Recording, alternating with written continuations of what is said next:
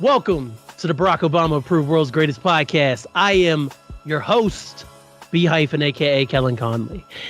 And from my right on camera, from my south in physical location, I heard a knocking noise. Sorry. I have my cohort, my accomplice for so many Hyphenation episodes. You know him, you love him. We have the one and only Marc Rob. What's up, Marc Rob? Nothing much, baby Bubba. I figure this is technically the 7th year we've podcasted in one way or the other. I think the very first time was, I guess, maybe 7 years ago in June before I left West Virginia.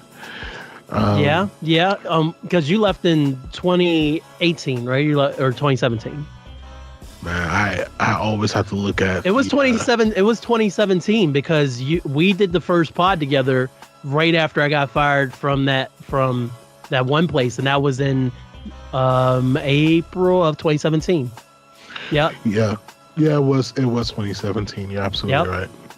So we're approaching our 8th anniversary of podding together, and technically our 8th anniversary of truly being friends and not just acquaintances who moved around each other in different circles in Twitter. Yeah, I was thinking about that too. The idea that, Morgantown WVU was a very interesting spot where I think I remember the very first time I interacted with you. I think I do too. Let's see if it's the same memory. It was either 2005 or 2006. I think it was 2005. I was randomly hanging out with a mutual friend, and her name was Raydrea. And still is Raydrea. She's alive, folks. She's alive. Yeah, she is, absolutely. And she had a girlfriend, a friend who was a girl. Yeah. And we were with her, and I think they picked you up, and we were sitting in the back seat together. It was super random, and it was just hey, what's up? And that was basically it. Yeah. That was it. That was it, right? I remember the car ride. I feel like you were in my kitchen at my apartment I was at the time with Steve and Wes. I feel like you were in my house for maybe a brief 15-20 minutes. Maybe that was after drop off. I feel like at some point you were at the house. It was on we lived on not Naomi Street. Was it Naomi Street? Yeah. Huh? Yeah, Naomi Street. It was Naomi Street. It was all the way up Price Street. It was at the very top, and that's where we live, right off the Cutto there. And so I could have swore you were in my house for just a few minutes, but maybe I was waiting on the ride, and then I got in the car. But I do remember it being around that same time, and yes, it was definitely with her. Absolutely. Hey, WVU, Morgantown just gives you a random shit from time to time, so you can be in the mix wherever. Absolutely. And it was, I think, because you were, you're definitely in the rap scene, but you were definitely just out. And I know CFX is a good friend of yours. Shout out to CFX, man. Dr. CFX, man. Oh, wow. That's so funny. I know, right? I know. Old. And he's the same OG. He's the same OG. He's like, when I'm out, I just be sleeping. And if people hit me up, I pop up. Otherwise, I'm working. I'm like, I love you, Chris. You're always going to be my dude. There it is. Yeah. And so, but I didn't know him first. I actually was friends with his younger brother, Greg, first. Greg FX, yes. Yeah. And so I was friends with Greg, and basically through Chris, I hung out with Chris a fair amount because we just had mutual friends that used to hang out, and I forget what it's called. It used to, I forget what it was called, that complex that was it was at one point it was a new complex that they just built that they opened. I don't even remember what it's called anymore. But it was like it was going toward what used to be called the district before the district was even built. You go up Van Voorst or whatever. I think. That's where Maureen used to live. Yeah. Yeah, I know exactly what you're at. I don't know what it's called now, but yes, I used to go over there and swim and kick it with Maureen and hang out, and we party all the time. Absolutely. Yeah, and so I used to hang out. We used to hang out there a lot. So yeah, and so I would. I'm very certain I like the different night spots. We kind of just like randomly like brush into each other, and then I was trying to remember like where we actually connected, because I feel like what happened was, I think on Facebook, I think I posted that I was on Twitter, and either you saw that or somehow we just connected on Twitter at first, and then I posted something on Tumblr, and then I said I was on Tumblr through Twitter, and then you follow me on Tumblr. It was some like random shit. I'm like a creeper, folks. I'm a creeper. Like, oh, you're here? I'm gonna go over there too, because I want to check you out over there, because there's something I'm vibing with. So that's what it was, man. But the thing was, like, at that point, none of my friends were on Twitter at all, and it was so strange. Like, this was when Facebook was actually still pretty good, to be very honest. And so a lot of folks didn't migrate to Twitter because Facebook was popping for the most part. Right. And then Tumblr was like a different thing, because Tumblr was much more in like 2011, like it was much more of like a younger kids thing. Yeah. And like a teenager, like very young 20s thing. So and it also like artsy fartsy, like music and stuff. And it'd be funny, like Tumblr was the first time I even discovered The Weeknd, like before The Weeknd even blew up. Yes. It was because of Tumblr. Yeah. I remember The Weeknd blew up, because when it Memorial Day weekend in like 2011, I feel like is when House of Balloons, right? It like when that like the first project, like maybe not the exact time, but it was definitely around warmer weather, spring weather. Because I remember it being out around the same time that Drake did Mark, yeah, it was Take Care came out later that year, obviously, but when he's dropping the loose singles, so he did Marvin's Room, but then he had the it's on the project he did with all the B-sides and stuff, but he had put that out, and maybe I'll look at Podcast 101, I'll find it, but I feel like it was like right after that era Drake started doing that, and then The Weeknd popped up like immediately after, and then Weeknd shows up on Drake's album. Yeah, and so the only people in my life that were on both Twitter and Tumblr that I just even knew just in passing in real life was you, and at the time the girl I was dating. And then there's a couple of folks that I knew through her that were on it, but for the most part, people were really just stuck on Facebook. And even now, like a lot of the folks that I like, I graduated from college with my class, like some of them were on Twitter, but I was like the only one that was like on Twitter. Right. Everyone else basically just kind of like phased off eventually for the very most part. Yeah, none of my friends wanted to be on Twitter, man. Like I was like, oh, I'm on this thing Twitter. And like other than Matt, like he's the only one that was on there. So I was excited to know somebody locally who was on there, because I always felt like I was championing Twitter, trying to get people on there. It was Dreams Money Can Buy, by the way. That was the record Drake came out. I was very excited to see you on there. And then when I saw you on Tumblr, you may have been my introduction into Tumblr, honestly, because I don't remember messing with Tumblr until after knowing you were on there for sure. So that could have been that connection there, honestly.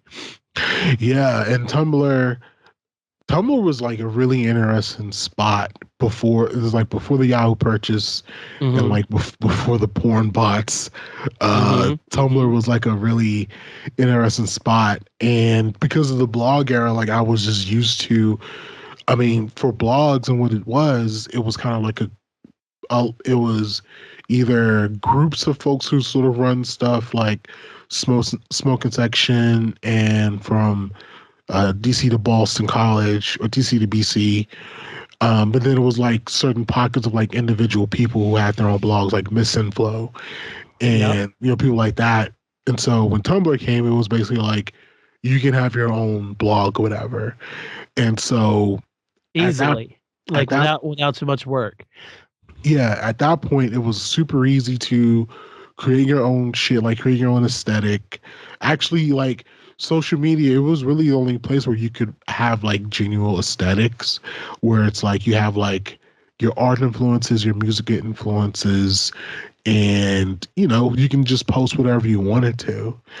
And Tumblr was like really popping for a little bit, but I think with the explosion of Instagram, where people just instead of wanting to put like your art influences, which some people tried to do on Instagram, people tried to do like art posts on Instagram, but that's not really the place for that. And Right. so people eventually gravitated more toward IG, and then Tumblr kind of fell off. But for that 2011, that was when we kind of followed each other on there, and from there, because I graduated, I was working at Telehell.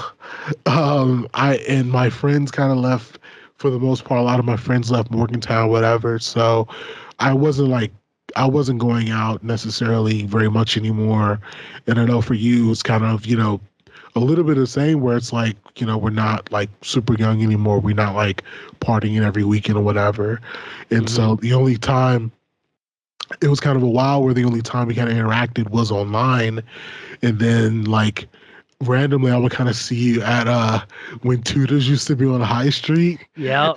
and Yep. so basically, and that was because I didn't have a car at the time, and so I was using public transpo, and the shout to the Mountain Line. I was Uh, too. I was too. I didn't have a car until 2012 in Morgantown. So yeah, and so and so it's like we made contact, we made connection, and I wanted to tie a little bit of that into some of the questions we're gonna have for you okay. later tonight.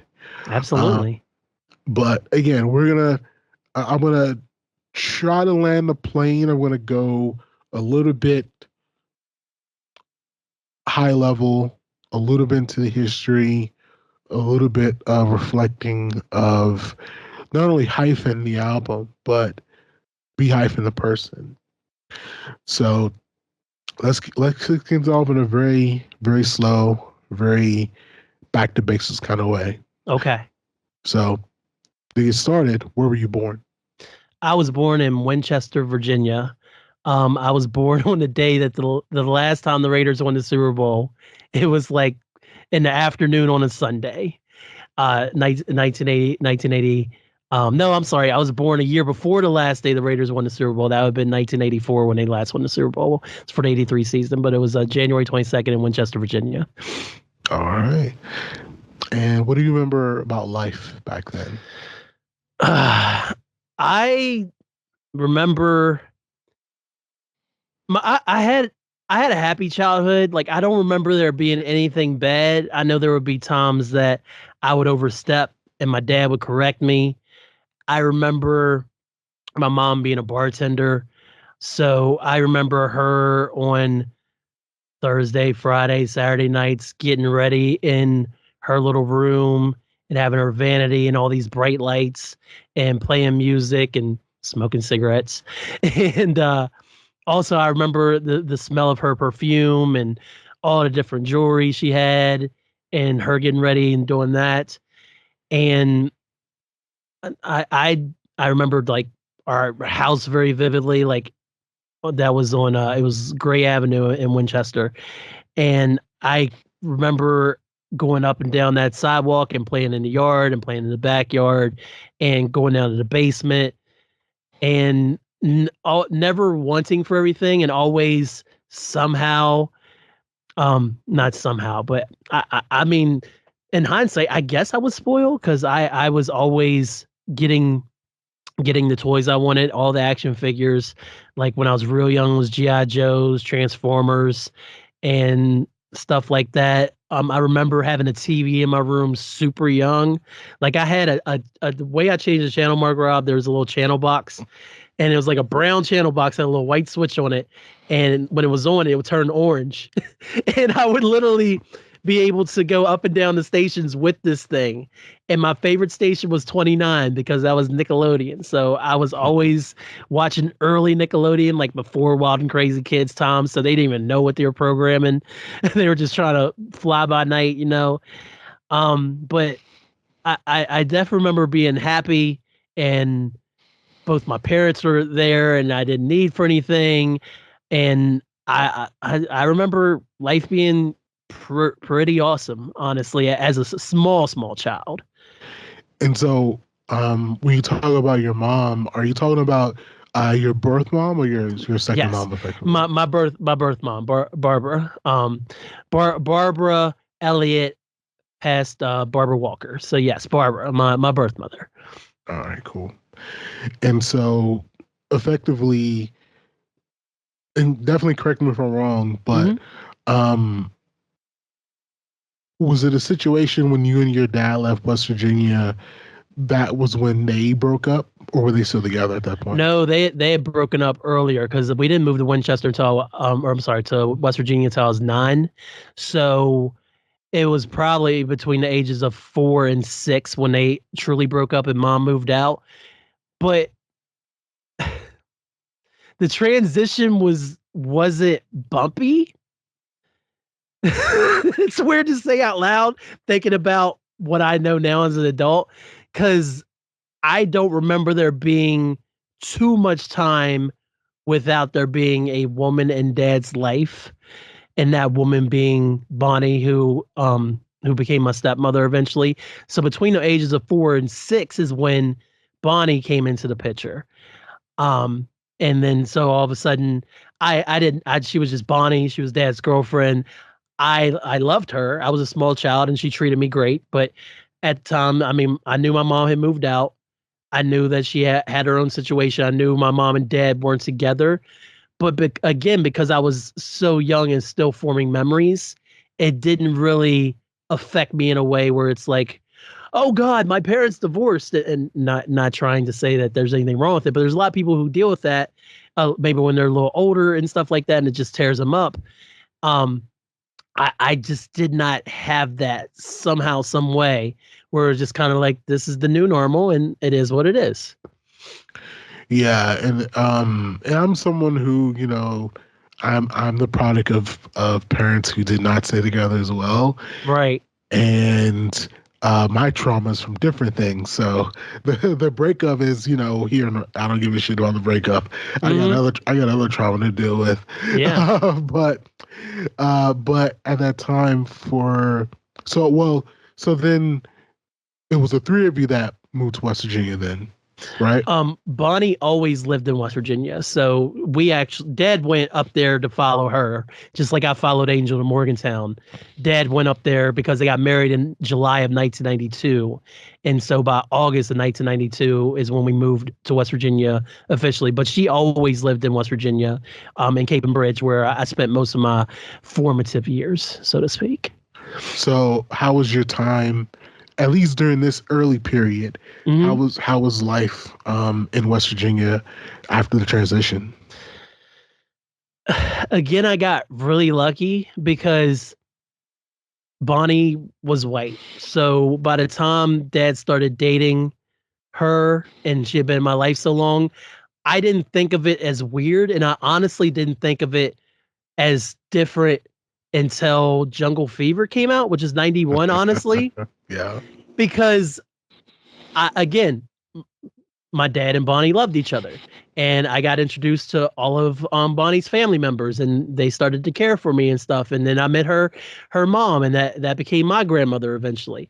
Um, so I never really thought too much about it until that movie, really, because that was 91. So that's the year that I started getting an NBA. That's when I really started forming who I was as a child at that point. Beyond, I like Ninja Turtles and I enjoy pizza, the basic stuff. So I never really thought of it as a problem until then. And I didn't even think it was a problem until then. So also I had run into very little racism, honestly, because I lived in Winchester. Winchester has plenty of black people. I had plenty of black friends, plenty of black family members still. So I also was very tied still to my blackness.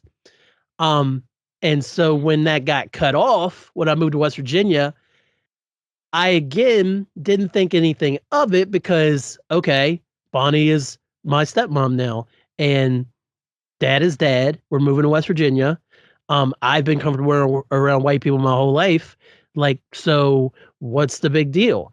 So I went to school and all these white faces didn't never even registered in my mind. It's like, yo, you're different. Like it did. Like I obviously knew the fundamental difference, the basic differences, but I did not actually understand the different walks of life, and that I moved from a small city to literally the country. I mean, I got it. Again, I'm not dumb. I can see, but the concepts of going from city life and being around black people to moving to the country and then all being surrounded by all these white people, and the idea that there might be some white people that didn't like me, that never even approached in my brain. And I, honestly, I think that was good because I was in Cape and Bridge from 1992 until I moved out in 2003. So there was a very long period of time where it was just always me and dad and white people. But I just saw people because that's the way that dad always taught me. He's like he wasn't ever big on like black pride or anything like that, along the lines of like he wanted me to like you need to watch Roots, like that kind of thing. Like and then as I was like a teenager, I'm like, how long is Roots? You want me to watch this? Like, what do you mean? Like I obviously at that time I was learning about slavery in school. There was no pushback then. I'm in all these classes, all these white kids learning about slavery just like them. All of my knowledge stemmed from that, but I never truly had that black and proud presence. Like my dad is a proud man. He's a proud black man, but he was never overly pushy black agenda, I guess maybe you can even call it that. He was just always like people are people and we treat everybody the same. You love everybody the same. You treat them like you want to be treated. And that's just how it always was. So because I had that mindset, it wasn't until I started dating really and trying to date in high school when I really started seeing, okay. Oh, okay. I'm starting to get it now. But before it was just me vibing in my own little world for the most part. Like all the way until pretty much junior high when I started trying to date. That was the time when I started to see the differences, but that was only because the girls I were interested in, they were white. And even if the girl was interested in me, in the back of her head, she's like, I got to possibly explain this to my family, maybe that I'm dating a black boy. And I don't know how to do that. Or Uncle Joe said he wanted to shoot on site. Like, I don't know, but these are probably real thoughts that these kids had because yeah, Kellen's great, but I can't actually date him. Like, I don't know what that would do to the people I care about in my life. And all, like, who knows? Who knows? Those are big thoughts, but I mean, these are things you got to think about, especially when you come from one way and then all of a sudden this black boy's like, hey girl, what's up? I don't know. So growing up, did you ever have like a situation where like you like had conversations like that with your dad, or was it something that he he didn't necessarily see what you kind of had to go through by yourself?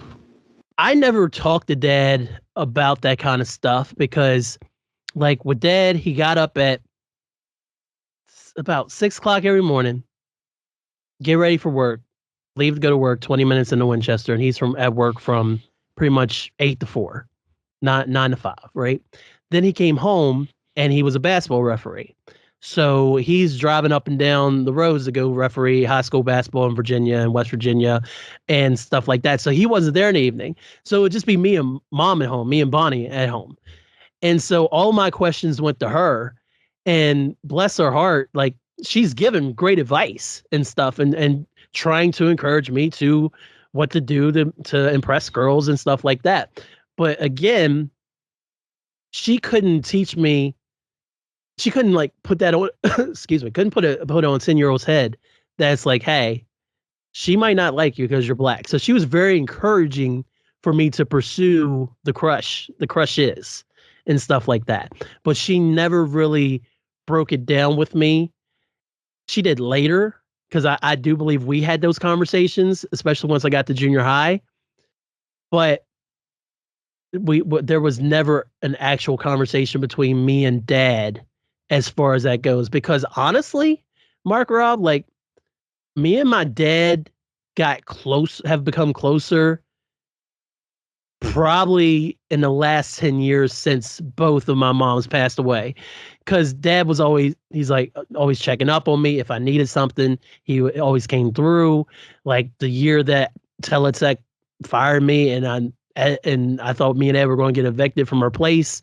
Dad was like, look, I'm just going to pay off your semester or the rest of your rent for the year, and then you and Ed got to figure out something in May. Like he took care of that. Dad was very much there when I needed him, and he still continues to be to this day.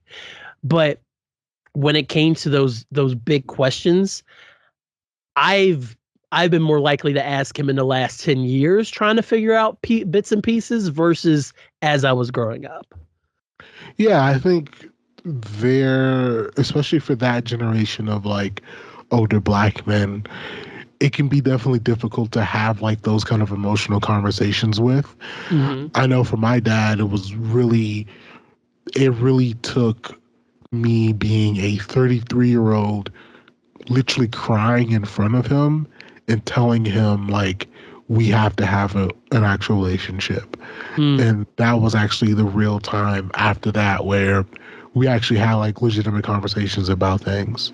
And so I think for that generation, you know, they're kind of my dad saw the Martin Luther King riots in DC as a kid. And so, you know, you're kind of going up through that. You're going through the Vietnam War. You know, there's not a lot of room for empathy that people think that they actually have. And so this kind of a hardness that sort of builds because of that.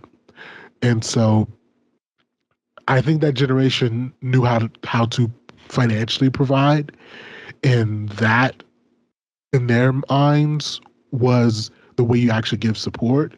Yeah. But the actual mental support, that was a little tough for that generation. And so it totally makes sense for the last 10 years, like that would be the case, because to be honest, the exact same thing happened to me and my dad. So I know exactly where you're coming from that. But during this time period, you know, and I know we talked a little bit about you're kind of a kid, you're sort of heading into kind of teenage age. At this point in time, is this when you got into rap music and R&B music? And what were some of your influences at the time? I got into R&B real early. One of my, again, earliest memories, Frickin' Bad video came out, man. So I was like four years old. And my dad taped it off the television. And he was early bootlegger. We've talked about this before. I get it honest. And he gave me an assignment at one point. He's like, I want you to learn all those dance moves. And I was like, I can't learn them dance moves. He's like, yes, you can. And I was like, I looked at that video, I was watching, I was like, as a 4 or 5 year old, I'm like, I can't do these dance moves. And it's like, I love Bad. I enjoyed the video. I liked Michael Jackson. But at the same time, it's like, I knew I was in over my head. So I remember that me having to tell Dad, it's like, Dad, I can't learn how to do it. And he's like, fine, you don't want to do it, you don't want to do it. And I don't know what he was thinking. Like, I don't know if he had Star Search in his head or what, but he wanted me to learn all those moves. So that was my first earliest music memory. But really, dad always had like vinyl and stuff, but we were kind of out of the vinyl era. But he had I don't know if it was a Civic, but he had a Honda sedan, and it had a tape player in it. And again, 1991, start really forming core memories. He had the Prince Diamonds and Pearls tape. He had the Color Me Bad tape. He had the Quincy Jones Back on the Block tape. And so that's when I started getting into the R&B side of it, you know.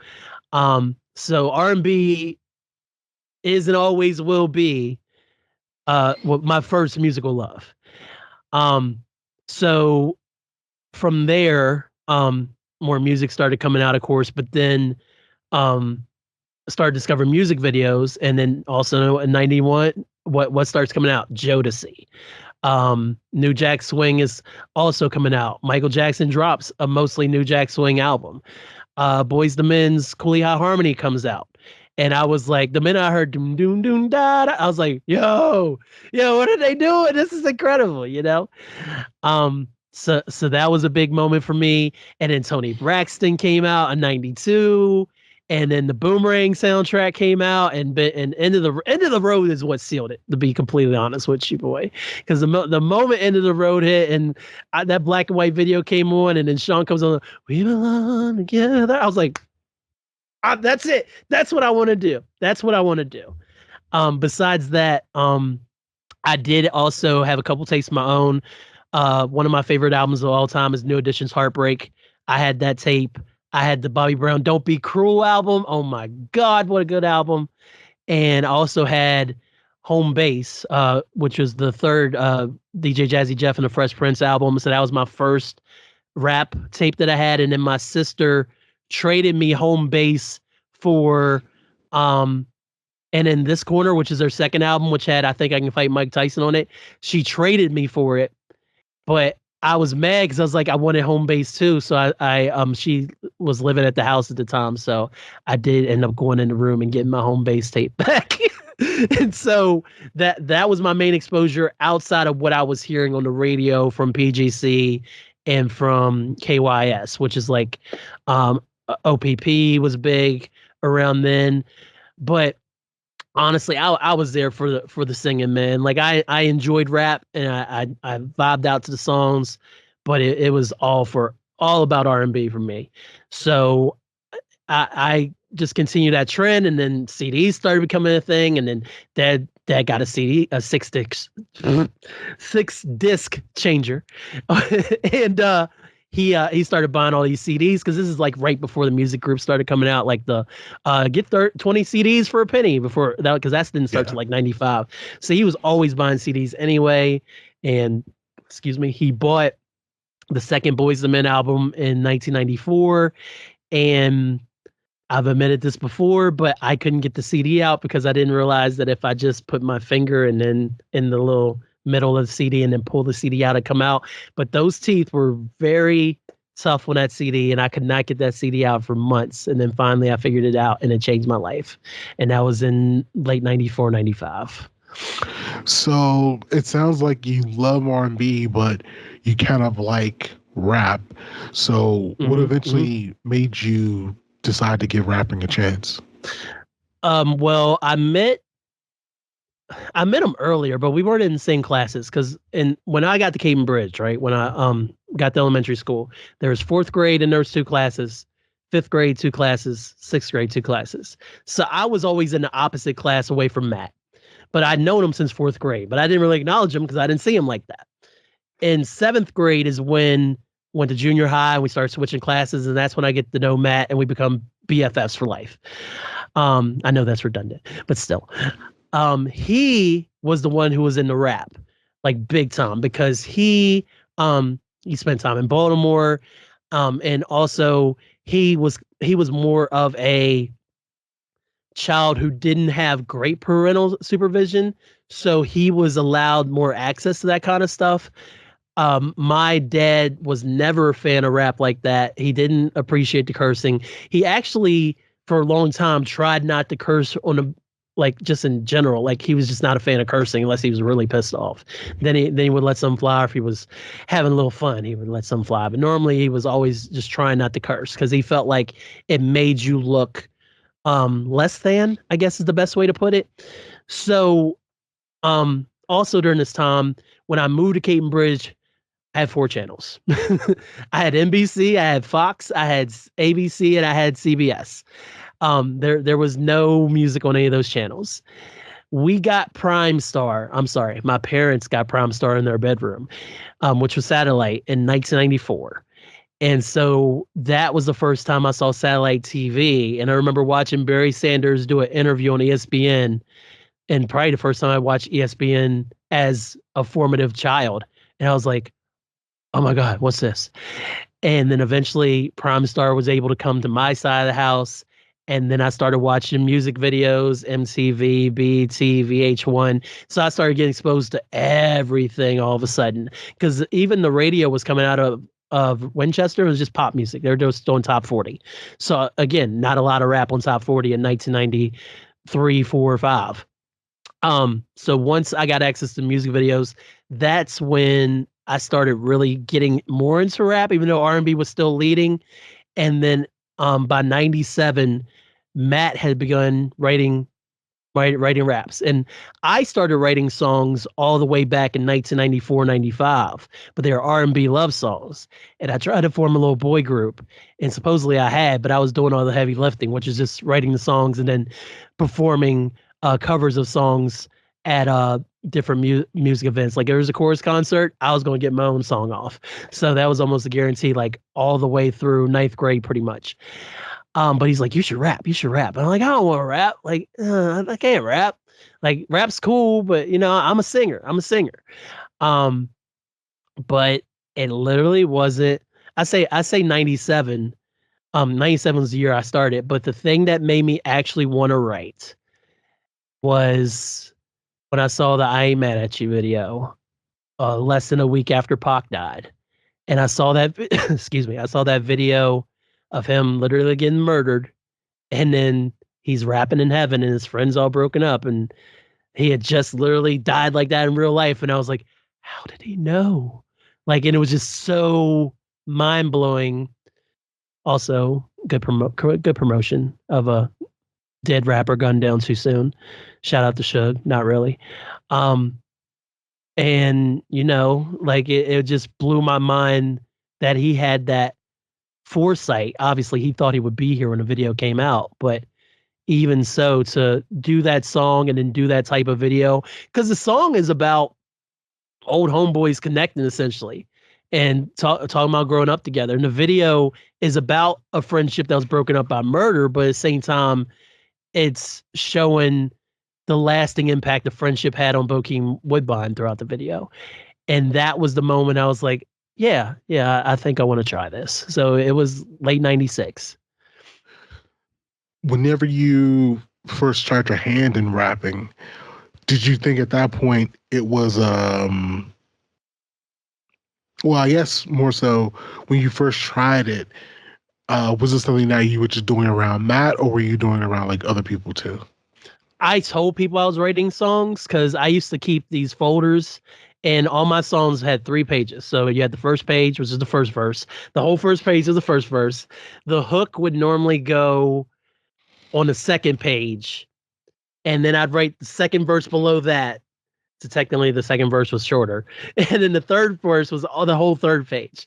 So and then when I was done, I put paperclip on it, and then I would write rap or R&B on it.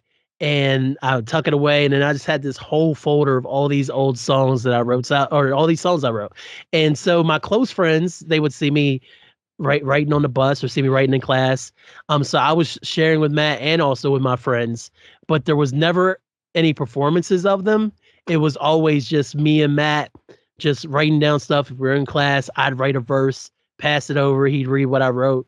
And then he would write his, send it back, and we would do that back and forth in class. And but surprisingly, he has like 18 degrees now, so go Matt. But yeah, that was, it was me and Matt were our, like, that's where we were bumping the ideas off of. But I did share the songs with other people, and they were reading like, oh, these are really good. And like, they didn't know what they were reading. They're just reading lyrics. They're like, these are really good, but they had no idea what it was supposed to sound like. And neither did I, honestly, outside of whatever random beat was in my head when I was rapping to writing these bars down. So when was the first time like you actually started making rap songs? It was in early night, like actually like recording or actually writing. No, like actually, well, because you're saying like people are just reading these raps, but they're not actually hearing you. Okay. Yeah. When was the time where you're actually like performing, and then when did that springboard into you actually recording? So the first time I actually, I'm trying to think, first time I tried to actually record, it was definitely in high school. The first time people actually heard me rap. The first time like I rapped publicly that I remember, my boy Scott Fury, aka DJ Wise, he's from Kaiser. He was a substitute teacher down there, and he was a young teacher at the time. So we came up, he's mentioned something about rap in class. Me and Matt came up like, oh, and he's like, oh yeah, you like rap? And like, we kind of started forming a bond from there.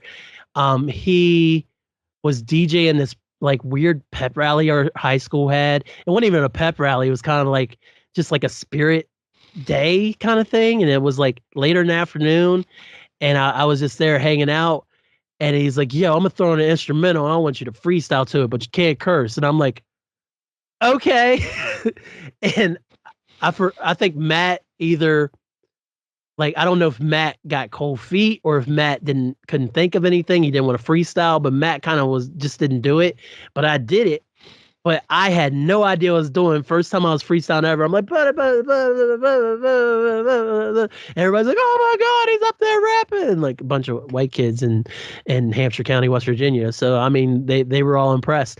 And Matt says the only time he ever saw me get an ego was after that moment, because everybody was like, oh my God, you were so good, blah, blah, blah. So that was the first time I actually performed live for anybody, even though I didn't say anything. It was either before that time or right after that time, I started attempting to record demo tapes. And that literally consisted of, no, it was actually, because that was probably, it was probably around the same time, because it was definitely around the time that we had a computer in the house. It was like 2000, and I started downloading loops. And so what I would do is loop the music from the computer and let it play. And I'd stand across because there was like a family room on the other side of the house. It was right outside my bedroom.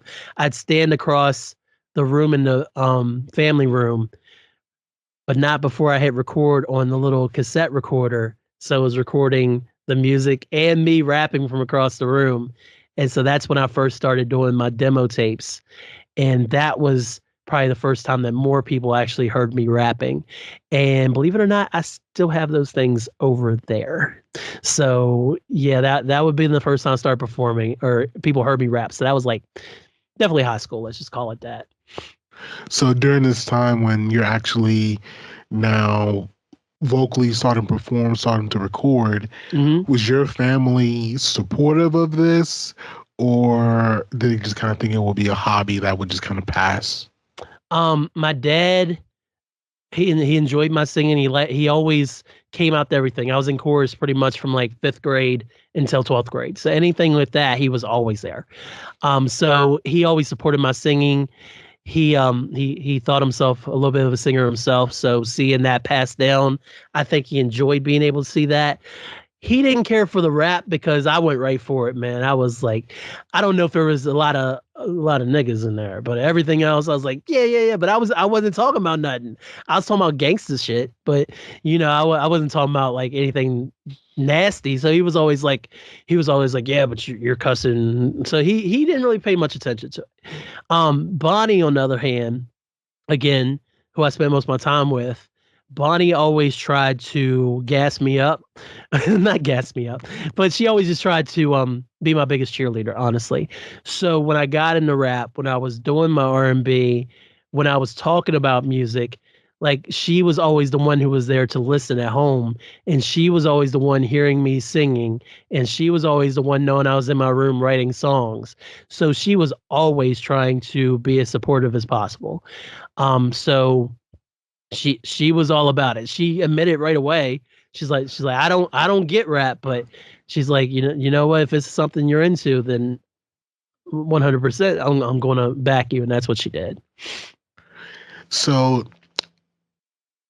do you remember the time when I know you had the freestyle session where the kids at school were like, "Yeah, go Kellen." Yeah. But after that, when you started recording more, and maybe this was your transition to Morgantown or just to college, basically. But yeah, do you remember the first time when you realized that you were like actually good at rapping?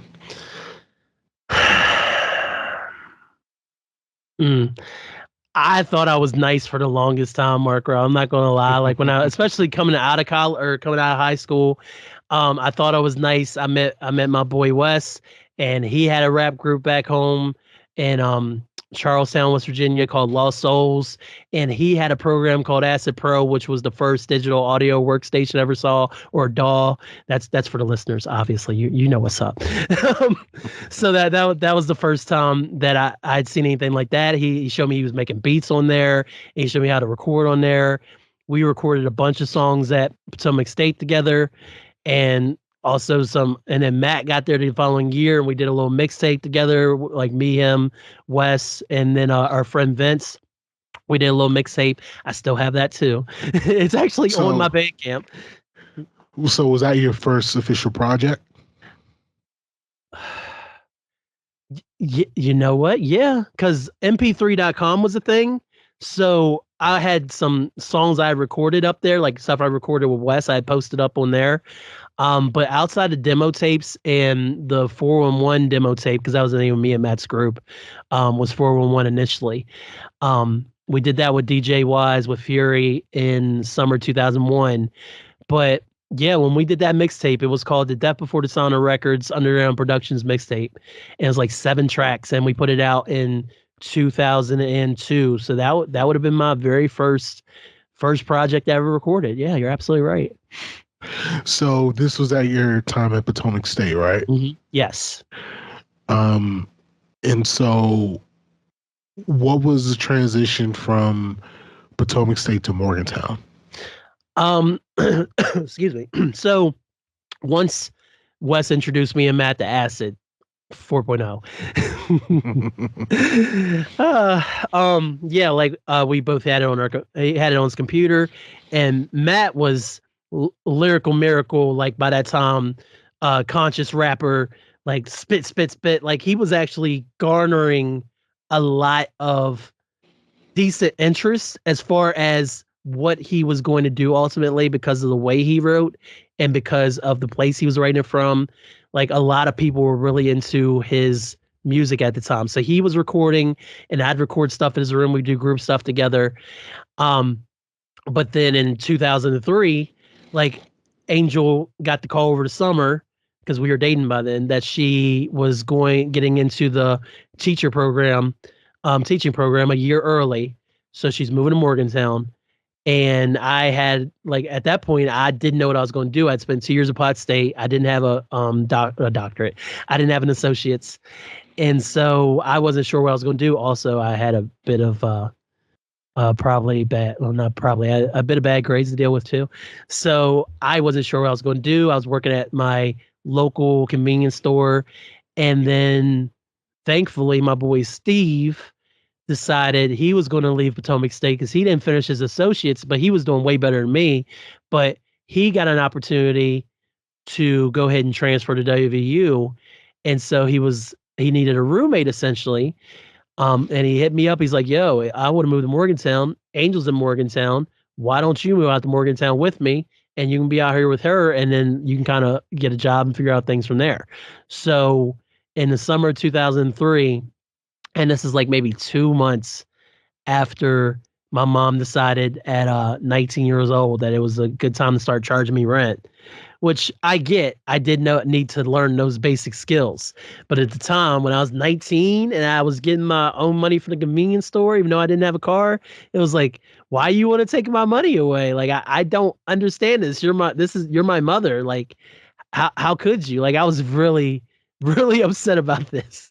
So I was like, I'd rather go move to a different town and pay real rent and have my own place and be with my girlfriend. So that was exactly what I did. So I told her a few weeks before I was moving to Morgantown, and I moved out in August of 2003.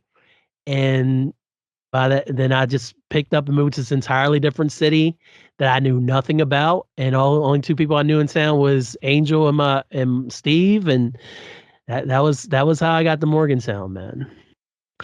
All right. So, it's funny. You came to Morgantown in 2003. Mm-hmm. I ended up coming to WVU in 2004. So a lot of our time there really does overlap. Yeah. So once you get there,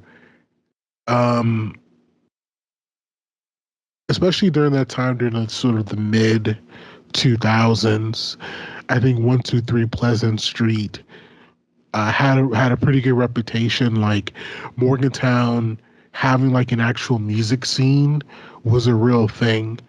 And, as an outsider coming to Morgantown, I'm from DC. And so, I'm from this large city. I come to Morgantown and it's like, oh no, like there are actual creators out here. And I always thought that was a very cool thing. But from your perspective as someone who was a part of it, how long do you think it took to truly be a part of the scene?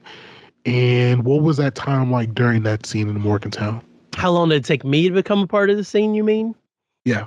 Okay. Well, like I said, I came to Morgantown, I only needed two people. So from 03 until 05, like I didn't have any interaction with the music scene, honestly, because like I didn't even know there was other artists who rapped in West Virginia at that time. Like I was in such a little bubble, and like literally I knew a couple of people from work that I became friends with my first go around to Teletech, and I knew a few of Steve's friends, some of Angel's friends, and that was really it. And then when my friends came in, like Wes and Ed eventually, and then Matt, when they came down, that was always cool.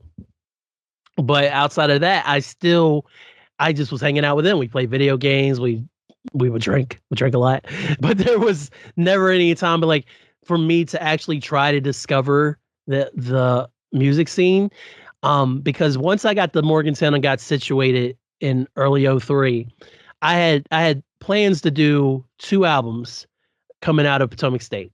So my one album was going to be called Soon You Understand. That was going to be my rap album. And so I started downloading beats off of SoundClick in order to start making that. So I had recorded a few songs on Acid Pro and started messing with that. So that was like my first, probably like very early, one of the first times I engineered for myself. Because the first time I did it, Wes went home for the weekend and I was in our dorm room by myself, and I recorded a song that weekend and looped it up and everything and made a little R&B joint. But this is the first time I'm like engineering for myself and trying to record music. So that was the first project I was planning on doing. The other project I wanted to do was my R&B album, which is going to be called Life Turned Into Music. And I had written that whole bad boy out start to finish. And like, so that thing was literally waiting for me to find the beats to sing over and stuff like that. As I transitioned into like 2004, and when I'm not at work I'm at home, Angel's apartment, Angel's at school. So I'm perusing the internet, and somehow, oh, I know how it was.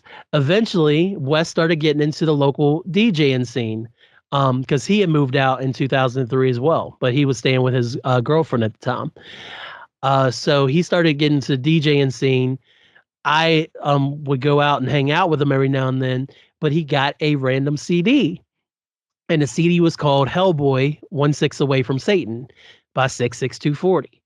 And he's like, yo, you got to check this out, man. This dude is spitting on here, yo. He's from West Virginia. I'm like, what are you talking about? Ain't no rappers from West Virginia. What are you, like, what? And he played me the CD. And the very first song was over Little Flip's Game Over. And six ain't do nothing crazy. He was just like, six, six, six, six. Yeah, nigga. I was like, yo, what is it? I'm like, and then like I immediately became the biggest fan in the world. And so this is late 2004 when this came out. Well, listened to that CD to death, made myself a copy. And so that's how I discovered the 304live.com website, which initially was supposed to be the West Virginia hip hop site. But honestly, like, just because everybody had lives and stuff, and they were also trying to do music on the side, the site kind of became second thought. Where the action was is on the forums. So everybody was on the forums, and that's when I discovered, like, that same moment when, like in Spider-Verse, is when they meet another Spider-Man. It's like you're like me. And so I started realizing there was a bigger scene than what I thought. I discovered the Recons, 304 Recons. I had heard Matt mention them maybe, but I didn't think much of it because I was thinking, like, what is a group like 304 Recons? Like, what kind of music are they making? But I learned about their history. Then I learned that they all went solo, and Paycheck had put out 2 albums already. Six was getting ready to drop his first album, and Chief had dropped like an EP. And so I start learning these people's names.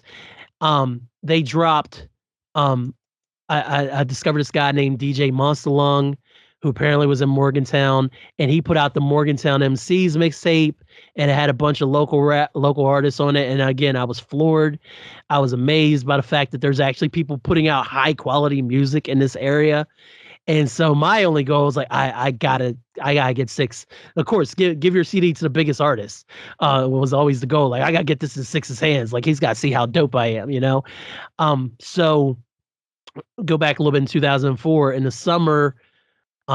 I decided I wanted to mess around with some industry instrumentals. I had the Jay-Z Stop instrumental, and I had the Never Change instrumental, because Wes had rapped over the Never Change instrumental. And was it Wes? Yeah, I'm pretty sure it was Wes. And so I was like, it doesn't matter. But those were the first 2 beats I had. And I was like, I'm going to record over there just to do it. Because of course the mixtape, the online mixtape phase is big. 50 had just blown up off the mixtapes. Dipset was blown up off mixtapes. So I was like, I'll just go rap over these beats. And I did those 2 songs. I was like, I can do a whole mixtape of this. So from there is when I sat down and recorded the Minds Mixtape Volume 1. And that came out in September 2004. So it was somewhere in that area where I discovered Six and the rest of the hip hop scene. And then I started working on my second project, which was, ironically enough, the Minds Mixtape Volume 2.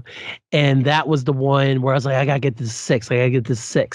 And funny thing, I was just talking to Johnny the other night when we performed with E at 123. And I was like, yo, we've almost known each other for 20 years. Like, in not long, in April, it'll be 20 years since the first time I met you.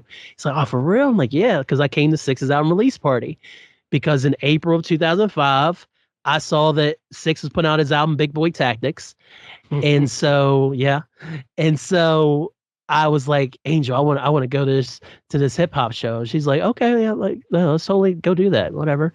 So I went there, and I was front row, and I was just rock. Like, I saw these guys just rock all night long. I saw 6 I saw Ace of Beans for the first time, saw Johnny Harmonic for the first time, saw Mule for the first time, rest in peace, saw Jathara for the first time, rest in peace, saw Monster Lung back there on the decks. And I was just like, I want to be down with them so bad. And at the end of the night, Six was done. I was like, it's like, yo, Six, I loved your set, man. You're so dope, man. I wasn't saying dope. Your shit was so hot. Whatever we said back then, you know. And I'm such a fan. But yo, do you think you could take the time to check out my CD, man? I really mean the world to me if you do. And Six was like, yeah, I'll check out your CD. He took my CD, and I was like, yeah, I'm just gonna wait for him to get a hold of me, man, because he's gonna hear it. He'd be like, oh yeah, this kid's got it. So that was my first time going to 123, and that was my introduction to 6 and Sound Vision and DJ Monsterlong.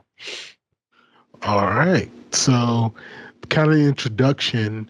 And so during this period, what's it kind of like as far as, so you made your sort of introduction, you have your first official solo mixtape, and that leads into volume 2. Yep. And so what's the kind of period between after volume 2 and volume 3 where now you know these people, but when do you actually, what is it like kind of getting into the actual collective and like recording with everyone and like having that bond with everyone? Oh boy. This is when it gets interesting, at least for me. Because I know this is really where I started developing who I became as a rapper. So like I said, volume 2 came out. Funny thing, I didn't know how to rap on beat, didn't know how to count a bar. The whole first mixtape was not on beat. And thankfully, I used to go in these forums, and I would write up my rhymes and stuff. And I kind of became a part of that little community of like several different sites where I would do this at. That was like mostly in high school. And I'd visit every now and then afterwards. But I made some decent connections with people, so I would email people and stuff like that. And so I sent my tape to this dude who was going by the name Ghost Rider. And I sent it to him, and like I literally mailed him the CD. And so he listened to it, and he hit me up. He's like, yo, I really like this and this, but why aren't you rapping on the beat? I'm like, what do you mean I ain't rapping on the beat? He's like, like there's no bars. You're just like spitting and spitting and spitting and spitting. And so nobody ever said to me, not Fury. Matt also was rapping off beat. So he was also Wes never said it. Wes was probably rapping off beat. But nobody ever took the time to say, hey, this isn't on the beat. Like, what are you like? And tell him. So I was almost done with the second mixtape by then. So there's like 5 or 6 songs on there that are actually on beat, and the rest are just me, like Lyrical Miracle, just spitting. But the transitional period. So, like I said, I went to the release party. But then I got my drama cleared up with Potomac State because I owed them money for tuition. I got that cleared up. They released my transcripts, so I was able to actually start WVU in the fall of 2005. So I was geared up for that, but ever since I was little, I had this dream in the back of my head. I was like, it'd be fun to be a radio DJ. And so from the moment I discovered U92 at WVU, I was like, I want to work there. I want to be a radio DJ. That's what I want to do. On the side, in addition to getting my degree, right? 2005, Kellen, right? Anyway. So I applied for a radio station. I got hired. So I'm going through the DJ pro of the learning the ropes of being a regular rotation DJ. I knew the Urban Diner existed, which was like the rap hip hop show, the only rap hip hop show in Morgantown. It was on Tuesday, Thursday, and Saturdays. So by that time, a lot of the Sound Vision people were doing those shows. Mule was doing those shows. E was doing those shows. So I was like really excited to eventually get to the Urban Diner, you know. Katrina happened though in the summer of 2005. And so 123 did a Katrina benefit. And I was talking to Angel. I was like, hey, I think I want to go down to Katrina benefit. Like, even if we don't stay very long, like we can donate something. And, she's like, yeah, let's go do that. So I get down there, and I randomly strike up a conversation with Eric Jordan, aka DJ Monsterlong. So it's almost 20 years since I met him. And he's like, yeah, I DJ on Thursday nights on Urban Diner from 8 to 10. I was like, no way, I just got hired at U92. He's like, oh, for real? That's dope. He's like, why don't you come through the diner next week or whenever it was? So I did. And thankfully, I had the foresight to do an edited version of Volume 2, brought it with me. And so we're in there chopping it up in the booth, and I'm like, and like getting to know each other a little bit. He's like, yo, you got any clean music? I'm like, I have clean music right here, sir. And so he's like, what's the best song on there? And I was like, the PSA joint. He's like, all right, we're going to play it next. I'm like, what? You're going to play us all on the radio? You know? So he played it, and PSA is one of the ones that's on beat. He's like, yo, that was dope. Blah, blah, blah. I'm like, oh, that's so, I really appreciate it. Now, leading up to this moment, even though I thought I was going to take a little break because I recorded Volume 1 and Volume 2 pretty much back to back, I heard Cameron's, what was it called? It was off the Purple Haze album. It doesn't matter. But I saw the video for it, and I was like, I'm going to rap over that beat. And I did it. I was like, nope, I'm going to do another mixtape. But I didn't want to do Volume 3 immediately. So that's when I did the Thunderstorm mixtape, because I was making it in spring, and spring is thunderstorms. And, like I strike suddenly like a thunderstorm. I didn't say that on the mixtape. But that was the idea. So I started recording the mixtape, and after he played on radio, I was like, yo, I'm working on this mixtape. It's almost done. Will you host my mixtape? He's like, yeah, I'll host your mixtape. I was like, how much is that going to cost? He's like, I'll do it for free. I'm like, are you serious? It's like, yeah, I'll do it for free. I'm like, that's so dope. So once I was finally finished recording, I gave it to E, and he had it for about 2 or 3 weeks. And by that time, after I'd been on the diner once, and he knew I was a student and I was doing regular rotation stuff, he's like, yo, why don't you just come Thursday nights and just do the show with me? And by that point, I met my boy Jonathan, who was also on the radio show, DJ Mischievous. So by that time, it was like me, him, and Monster Lung, who was always doing the radio show on Thursdays. He hosted a mixtape, and then he's like, yo, we're going to start doing shows. And Charleston had this thing called G Mode, Grind Mode. And what it was essentially a street team for the Charleston artists, was the idea. He's like, I want to start a G Mode Morgantown chapter. So around that time, all these young rappers came out the woodwork. There was CFX, me, Profit Money, DY. All of us started popping up around the same time. So he organized us into a little street team called GMO Morgantown. He's like, yo, you help us with promotion for shows and stuff. You guys can open the shows for us. So he literally had a whole early set of artists that he could just plug in before anybody else who was going to be on a show. Because he had regular gigs at 123 at least like once or twice a month at that point. So once he got that organized, the first show we were going to do was on October 27th. And he gave me Thunderstorm the week October, whatever October 27th, 2005 was. He gave it back to me. And so I gave out copies at 123 in October 27th. And that was my first show in Morgantown. And it was technically it was my first album release party, but don't tell anybody else that I hijacked the show like that. So from there we were always the opening acts. And as 2006 came, like E had always said, like, yo, if you do these things for me, I'll get you in the studio and we'll work on some stuff. Well, E had his own life at the time, and E also had his own artists at the time, as well as 6'6", who had just put out an album. Plus, 6 was in Atlanta working with Bubba Sparks at that time, trying to see if anything would become of that, because Bubba had just signed with Purple Label and was literally getting ready to drop Miss New Booty and stuff like the following year.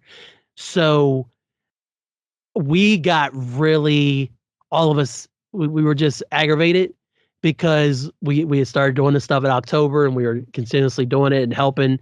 And we came to the studio a few times, and he would use our beat, like Prophet's beats here and there, or we'd be able to sit in on stuff. But like none of us felt like anything was like really moving. So in 2006 is when a lot of them decided they were going to start their own little label called Ill League Entertainment. And so that was supposed to be our answer to Sound Vision, except we were just going to have younger artists and stuff. Like I was going to be a part of it and everything. But I don't remember the catalyst now, but oh, sure I do. Matt decided he wanted to stop rapping. Yeah, that was in 2006. He had met his future wife. He saw a different path for him in life, and he realized that hip hop wasn't going to be a big part of that. So I was always in a group. I mean, I was doing my own solo stuff, but it was always Manifesto, which became our final name. It was always going to be that. And so when he quit with Ill League just starting, I was just really lost. And so I decided not to officially join Ill League. So I was just doing radio and trying to impress E all the time. Because my dream was for him to be like, all right, Hyphen, you ready? Let's do your project. And it just never came at that time. Because I honestly wasn't ready. I wasn't ready to do my own stuff. Like the mixtape stuff was cool, but I there was a lot of growing I needed to do. But I didn't see it. I thought I was the nicest dude out. So by the time late 2006 came, I had started writing volume 3, and I got to a point where I was going back and reading my stuff because I'd always go back and read my lyrics and stuff, see what I thought about song concept and stuff. And it was the first time I ever thought, I was like, ugh, I don't like any of this. And so I ended up throwing away all those pages of all those songs. It's probably like 10 songs. And I was starting from scratch going into late 2006, 2007. So that's what the early days of trying to get involved with Sound Vision and the local rap scene looked like. All right, so we're gonna take a little bit of a jump. So officially, Soon You Understand is your first technical album, right? Yes. So before we get into that piece of it, so let's kind of talk about basically between 2007, where we kind of left off for your story, and 2014 for Soon You Understand. Yeah. So before you drop Soon You Understand, from the outside looking in, I know we talked about, Mine's mixtape. You also had like other mixtapes, like you talked about as far as Thunderstorm, and also was Spideyville Unlimited. Yeah, Spideyville Unlimited was a mixtape I dropped in 2011. That was going to be the first album. I had 3 different first album names. Eventually, I came back to Soon You Understand.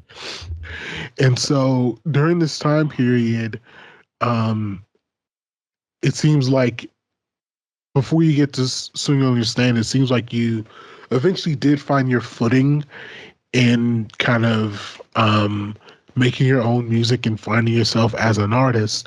But kind of sum up what that time period was like.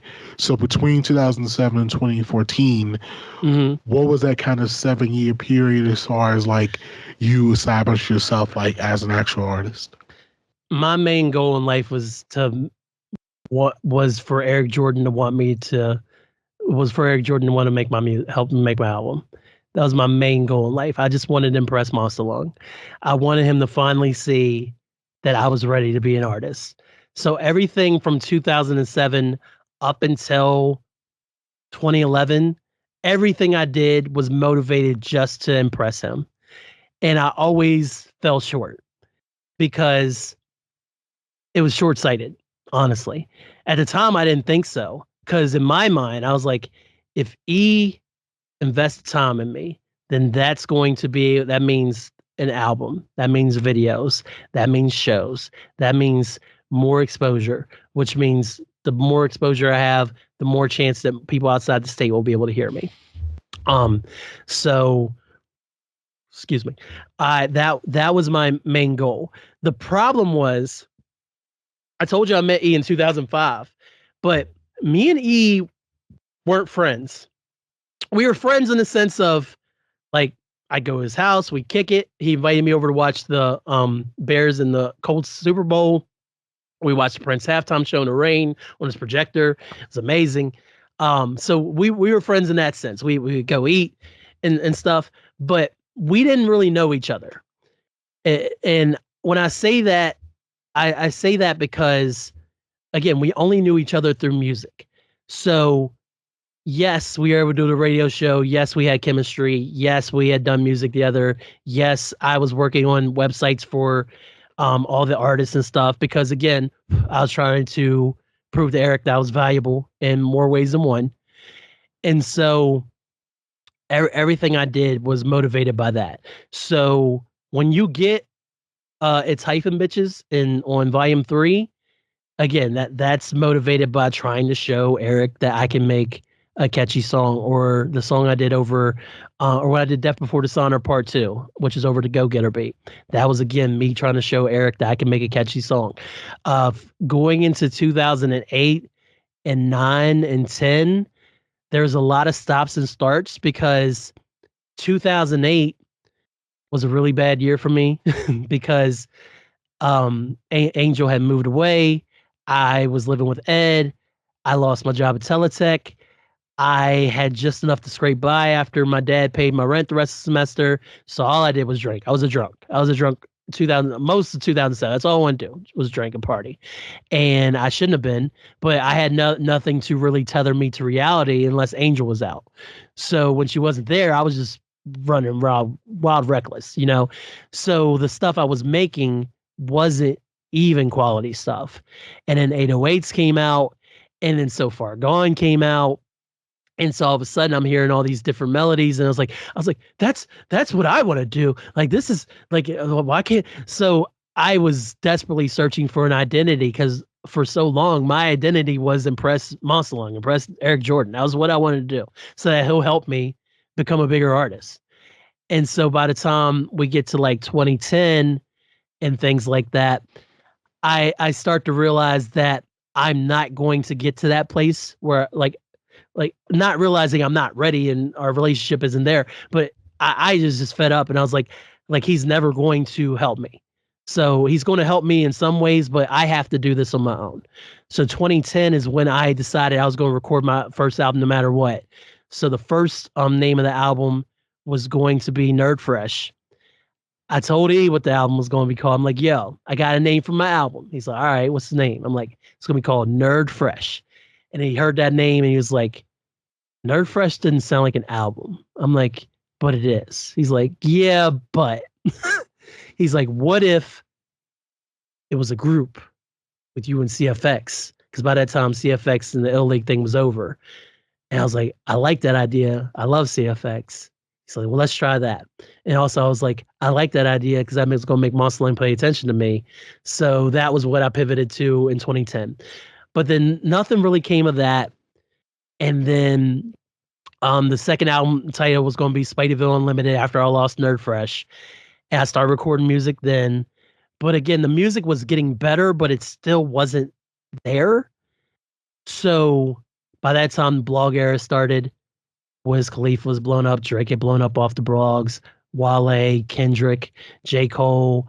It's like, oh, if I can get on a blog, Marc Rob, if I get on the right blog, and then DY was getting attention, Huey Mack was getting attention in Morgantown. It's like, if I can get on a blog, that's what I need to do. All I need is one good shot on a blog. So I decided in 2010, I'm like, all right, so I turned 28 in 2011. And by that time, the 28 days later, the 28 weeks later movie came out. And now I guess they're going to put out a 28 years later movie here soon. But I was like, I'm going to do, because hashtags were real big then. So I was like, I'm going to do hashtag 28 years later. I'm going to use that on all my stuff. I'm going to brand it all 28 years later. And I'm just going to drop music, and send it everywhere. And eventually I'm going to record my own videos, just like everybody else does. And somebody's going to be like, yo, that guy's nice. And that's what I'm going to do. The problem is I was supposed to be going to class, and I was supposed to be pushing towards my degree.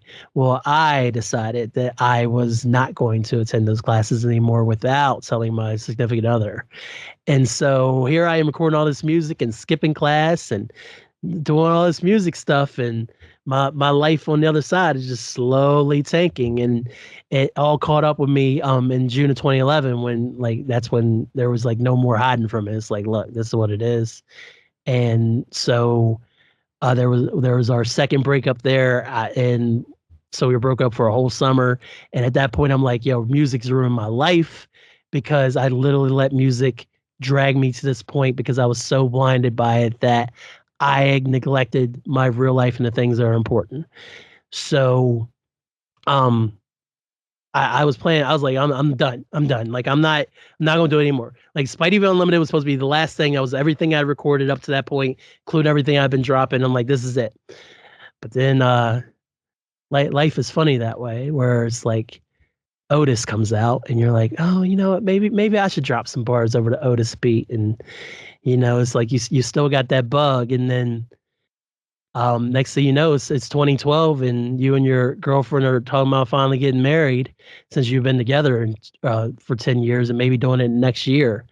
So you propose to said girlfriend, and then suddenly you have a wedding, and then you get a big boy job, your first one out of retail. And so all of a sudden, it's like you come home in the evenings and it's like, man, I just worked all day. I don't feel like doing music tonight. So what am I doing, And eventually that became the point where I was like, yo, E, what are you doing? Because in 2011, when things went bad with me and Angel, like E was there for me when I needed a place to kick it and stuff. And I was like, he's like, I ain't doing nothing. I'm just watching basketball, playing PS3 or Xbox. You can come through. And so in 2012 is when I just started going over to E's without the expectation of there being music. And I was just going to hang out with a friend. So by that time, Matt had left to move to Wisconsin. He was in Morgantown until he got married in 2011. He moved to Wisconsin, so I really didn't have anybody close outside of Angel. So E became that new best friend who I could constantly call on to go kick it when I needed a friend or just wanted to get away for a minute. And so we developed a true friendship, which is something we had never been able to do before because I was so focused on impressing him musically that I didn't see him as a person. I saw him as a stepping stone to get to the next big thing for me. Now, with that said, I was writing during my retail years. So I had a bunch of stuff that I was kind of sitting on.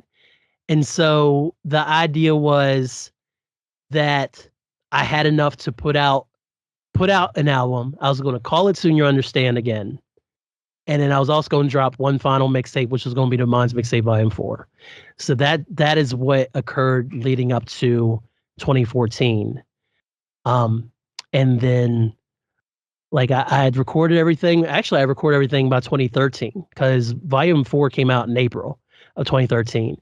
And I sat on the album for a whole nother year because I had a wedding, Angel got pregnant. And then by the time I dropped the album, I was like, I need to get this out before I'm a dad, because Aaliyah was born in April 2014. So I literally took a day off from work and I found all these sites where I could upload the album. I found a free streaming service that would send my music out to streaming sites. It was March the 5th. I took the day off and I just sat there at home and uploaded it. And I had mixed and mastered it in Angel's Old Equinox. And then just like that, I had a debut album out in the world. So effectively, that is kind of wild to think about because on Bandcamp, you do say the music was quarter from basically 2010 to 2013. Mm-hmm. And it's actually interesting hearing you talk about how you had kind of the suddenness of I have these big plans and then they get like really derailed.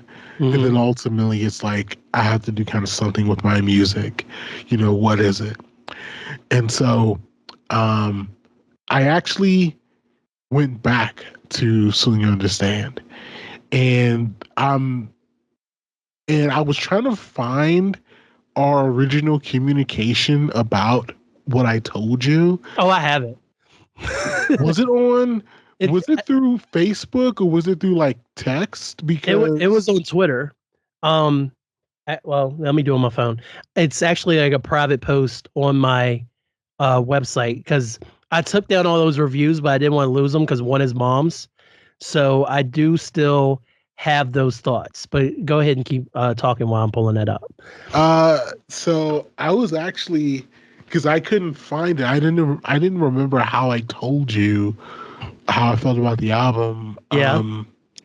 And so it's actually funny because uh, when it came out, I remember being really encouraging about it. And You so were?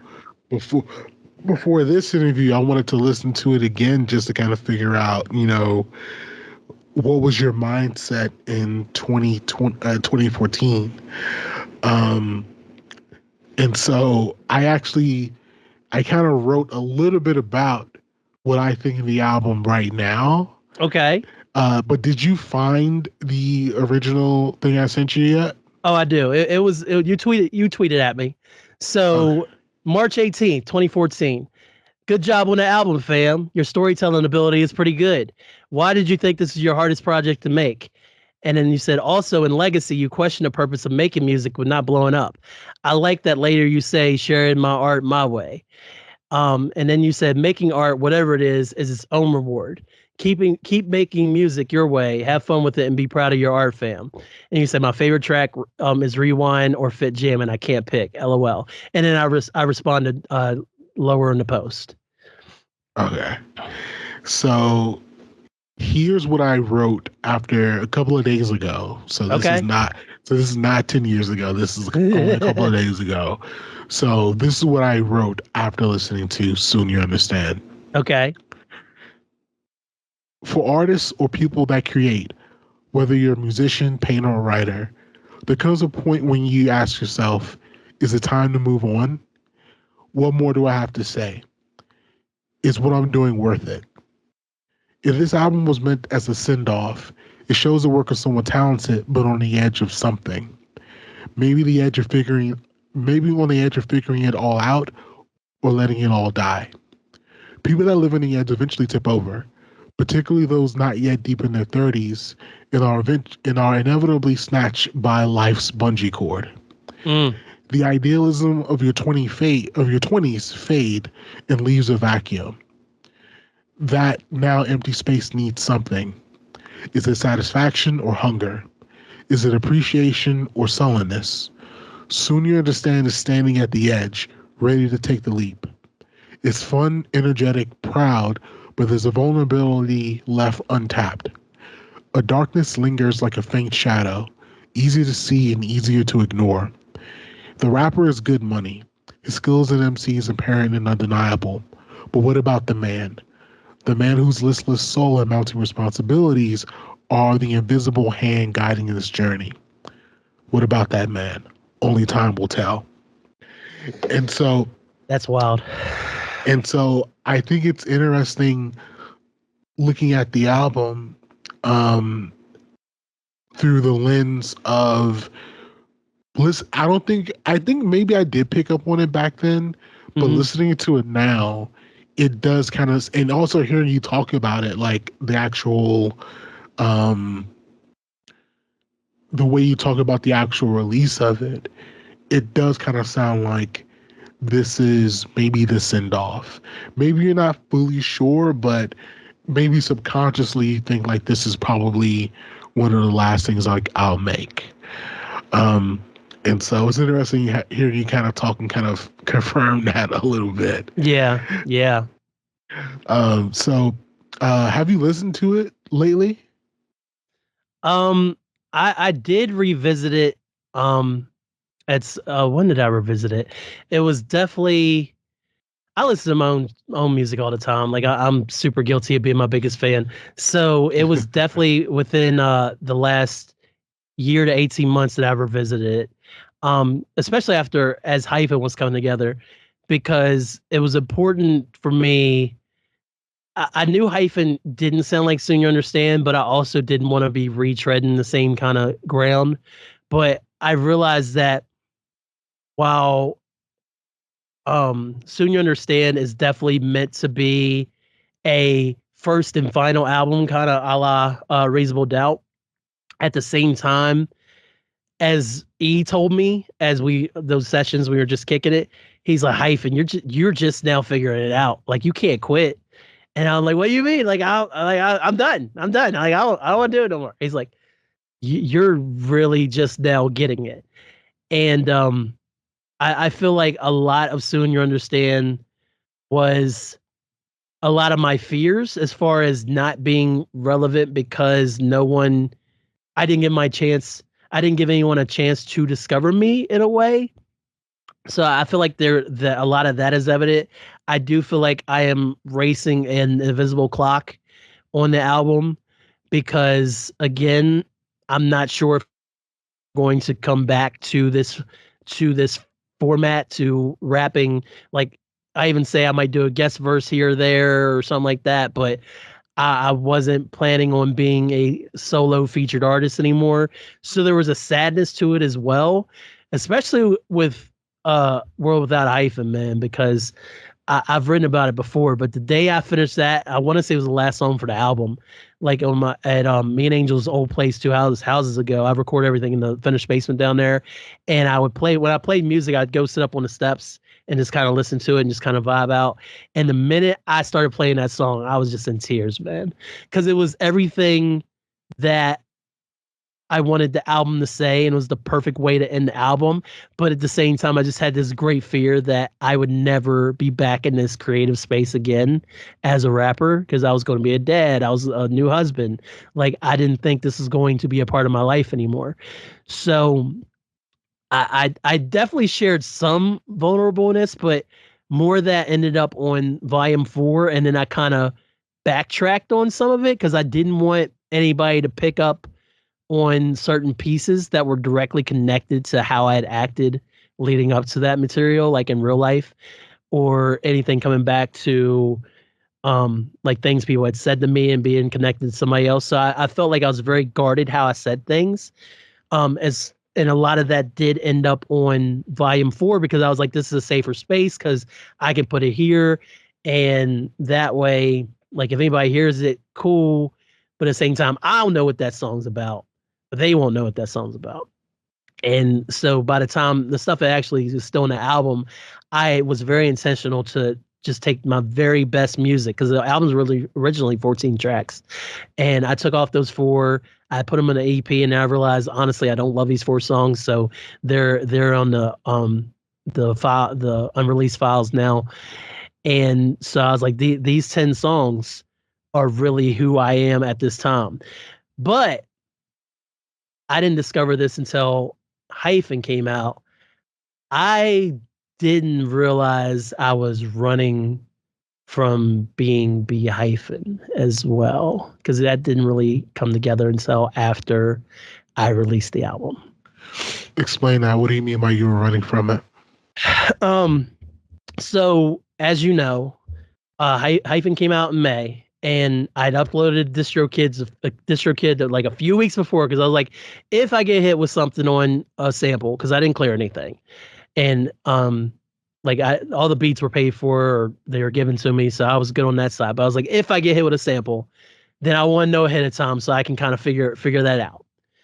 And I uploaded like 3 or 4 weeks before everything was up, and DistroKid said nothing. DistroKid said nothing. DistroKid said nothing. And so I'm literally sitting upstairs on my couch, and Aaliyah's in the shower, and Angel's back there with her, and then I get an email from DistroKid, and it wasn't an email that said, "You have this sample in your song, and we can't put this out." It wasn't an email saying, "Hey, like we discovered this thing, we're going to put a pause on it so you can correct it," or anything like that. DistroKid wiped my whole shit. Like they're like, this isn't like we took down your album, Hyphen. And they're like, we got a claim from this company. They didn't say what it was for. It was nothing. And then I'm literally sitting there looking at my phone like, oh my God. Like my album's supposed to drop on Friday. And like I don't have an album that's about to stream anymore. Like, what the hell am I going to do? Now I knew there was free streaming options out there, but it's like, I've been telling everybody May 3rd. And like, I don't want to back off that because I've had a hard date for weeks now. So who do I call? I called it. I'm like, yo, they just took my album down. He's like, what do you mean? I'm like, DistroKid. They took my shit down for a sample. I don't know what it is. I got like figure out. I got email this people and try to figure something out. He's like, yo, have you ever seen Curtis King? And I was like, Curtis King? He's like, yeah, he's a producer, but he's also a rapper. But let me send you some of his YouTube videos. So I'm like, Like, I don't want to watch these YouTube videos, but he sent them to me, and Curtis King was talking about direct to consumer because what Curtis King did last year, he's from California. He's been rapping for several years. He's worked with TDE. He's pretty close with Absol. He knows Kendrick. He's actually pretty well regarded in the reaction hip hop reaction sphere, honestly, and I've become a big fan of his and his music since he introduced me. But he's literally talking about going direct to consumer because Spotify wasn't paying the artist and because streaming wasn't paying the artist. And I'm seeing the same stories where my album got taken down because they said that I boosted the streams, but I didn't, and they took down my whole album when it hit so many thousands of views. And this is all Spotify stuff. He's and like it was just, and then like when Kanye had his issues with vultures before, and then he took it down. And he put it on his website. He's like Kanye went direct to consumer, and then Pharrell dropped the Virginia album direct to consumer. He's like Pharrell's doing it. He's like I've done it because I'm tired of how I get paid for streaming. So since I've went direct to consumer and I've been selling stuff all myself through my Bandcamp in different ways, he's like I've been very successful and just being on brand and doing it this way, and it completely opened my eyes. And I was like, all right, you know what? Let's do it. We're going to drop it on Friday, Bandcamp only, because it's going to be on Bandcamp anyway. But I was thinking streaming was going to be the main way. So I dropped it, and I was like, nobody's going to see this. It's going to get buried in the algorithm. But then Friday, every time you get a sale on Bandcamp, you get an email that says, cha-ching, cha-ching, cha-ching, cha-ching. And like all that weekend, the following week, sale, sale, sale, and not just like tracks. They're like buying the whole album, buying the whole album, buying the whole album, buying the whole album. And I was like, who the fuck wants to hear me rap in 2024? Like, I never in a million years, Marc Rob. Like, I know you encouraged me to, but you were also boys. We've been boys for a very long time. I consider you one of my best friends. So you respect what I do, and I respect what you do. I get that. So I thought that was just encouragement, and you enjoyed my rapping from before. So that's one thing. But these like ka-ching, ka-ching, I'm like, what is happening? And then just the people getting back to me like, oh, this is so dope. This is so dope. I love this song, love this song. And then I was like, I don't really want to, but I'm going to take this tripod and my camera and go over here to Dorsey's Knob, and I'm going to set it up, and I'm going to sit here and dance from this camera early in the morning and hopefully not make an idiot out of myself and try not to be embarrassed while people go by and stuff. And I did it, and I put out that video. People's like, yo, I love the video. Blah, blah, blah. I'm like, what are you talking about? I'm literally standing in front of a camera alone in West Virginia, and y'all telling me how much y'all love this shit. And so I had written a long post on my Hyphen profile page on Facebook. And it was just, it made me realize that even if you think about it, I've been doing this pod since 2016. And it's always been, welcome to the Hyphen Nation. Welcome World's Greatest Podcast. Welcome Barack Obama World's Greatest Podcast. I am your host, Kellen Conley. And I would not, I'd allude to B Hyphen, or I'd say AKA B Hyphen, you know, every now and then. But I was very purposely trying to create an identity outside of B Hyphen, because B Hyphen to me was a rapper, you know, and that this isn't rap. But seeing so many people embrace Hyphen when it first came out and embrace me and just be so transparent and so full of love towards this little project, it really made me realize how much it's not I'm B Hyphen here and I'm Kellen Conley here. It's not that I'm podcast Kellen, and then I'm Hyphen over here, and I'm like, now I'm streaming Kellen, or now I'm writing Kellen, you know, like all of it. Kellen and B Hyphen are one and the same. And for years, I apparently had a concept in my head that they weren't the same person. But once the album came out and I said the things I said on the album, and then once I got back so much positivity from it, even from coworkers who discovered I rapped, and then they came to the shows I was at, and new friends who discovered I rap, and they've been really supportive and things like that. Like even it's like this is who I am. And it really wasn't until that moment last year that was like, I didn't really fuck with the B hyphen personality like that, because in my head, B hyphen was the one who almost derailed his relationship. B hyphen's the one who caused me to be drinking into, like, almost treated like a evil alter ego in a way in my head, and that really wasn't the case. So it was a combination of me dealing with my past and not putting the negativity on, oh, that was B hyphen who did that. Kellen Conley would never do that.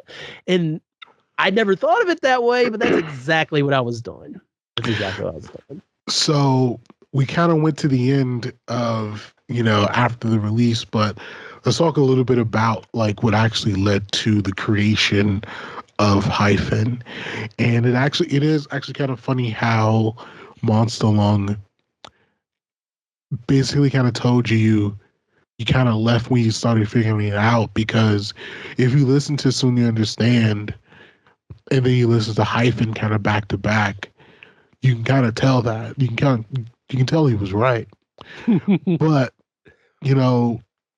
a decade passes, and I know, again, like you said, like I encourage you to kind of go back in it, but yeah, a big thing for me is like I'm always trying to encourage artists to create art.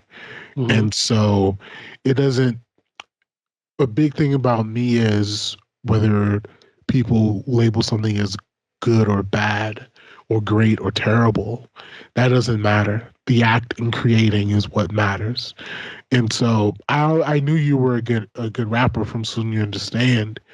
And it also, like, through your podcast endeavors, like you were someone just wanting to like create something. Mm-hmm. We just kind of label it as content, but you were still trying to create. And so I know art, I know people who make art, it's not something that truly goes away. It's something that's always there. Yeah. But from your perspective, a decade passes. On the intro to Hyphen, you rapped about something being awoken, and then now you're kind of on the path to creating Hyphen. Mm-hmm. But what was the first step to actually put you on the road to making Hyphen? Two things happened to me, and technically three things happened to me in 2018. The first one was Black Panther came out, because at that point I had written here and there. I released a little song called "The Ballad of Dusty Roads." I think that came out in 2017, which was cool. Me and A did that. It was kind of like my birthday present. Like I was just over there chilling. He's like, "You got any bars?" I was like, "I wrote this song." He's like, "Here's a beat," and then we put together that song, which is really cool. But I kind of thought that was like a one-off thing, so I didn't really put too much stock into it. Black Panther came out, and before me and you talked about it, I was literally at work in my office, and this is back in the days when still would stay up super late and be run off no sleep. So I was like dragging, but that damn that "Pray for Me" beat was in my head, and those drums, the doon, the doon, the doon, and I was like, last night I dreamed of Wakanda, and I just let I just let it ride. Like it was 16 out of nowhere, like early in the morning, multiple cups of coffee, and I just laid it down. It's somewhere around here, and I was just like, yo, I don't think I'm ever going to record this, but this is dope. Like this is cool that I could still unlock this. The second thing that happened was Mac passed, because literally the first bar on the album is the first bar I wrote that night after I found out Mac had passed, Mac Miller. And so that night I sat down, pen and pad at my kitchen table, and I wrote down bar one, kitchen table, kitchen table, and Mac died is what I said. And then the first outline on this album is bar one, kitchen table, when Mac died.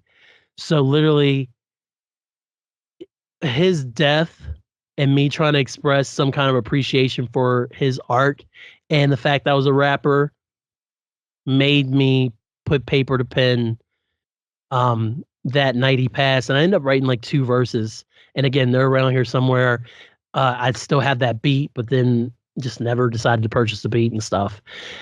and wasn't in love with those bars, but I made it a point when I did Hyphen intro. I was like, this is how it has to start, because that literally was another catalyst, and the final catalyst was, there was a Sound Vision reunion show in 2018, and he announced it like maybe 2 months before we were going to do it, and I was like, I can record an album in 2 months. Yeah, you know what? I'm gonna do it. I'll just go record an album and put it out. That'd be awesome.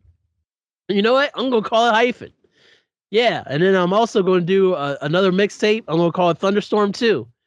And so those things were kind of the catalyst, but then I never took the steps to get to that point where I began to actually do those things. I was like, oh, great idea, but there was no execution as far as those albums go. And so I just kind of, every now and then I would write, and I was always back in my head, it's like, yo, I gotta figure out these beats so I can make this album, man. Just gotta get these beats together. When I get these beats together, man, I'm gonna just write this album. And so that was my mindset from like 2018 up until 2020. And then the pandemic hit and world shut down. And I got on a stupid app called TikTok. And all of a sudden I saw people rapping to other people's beats on the app, and I was like, yep, like, so he produces beat here, and then you can record here, and then put it together as one video. Like that's kind of cool. And so I tried my hand at it, and it was cool. It was good to get it out there, and like, but then I realized that I had to relearn how to rap, which was the big thing that I didn't realize, that because that muscle hadn't been used in so long, that I had to reinvigorate it. And that was exactly what most of 20 and 21 became, was me learning through TikTok. And then eventually he got on TikTok, started doing beats, and I started rapping over his beats.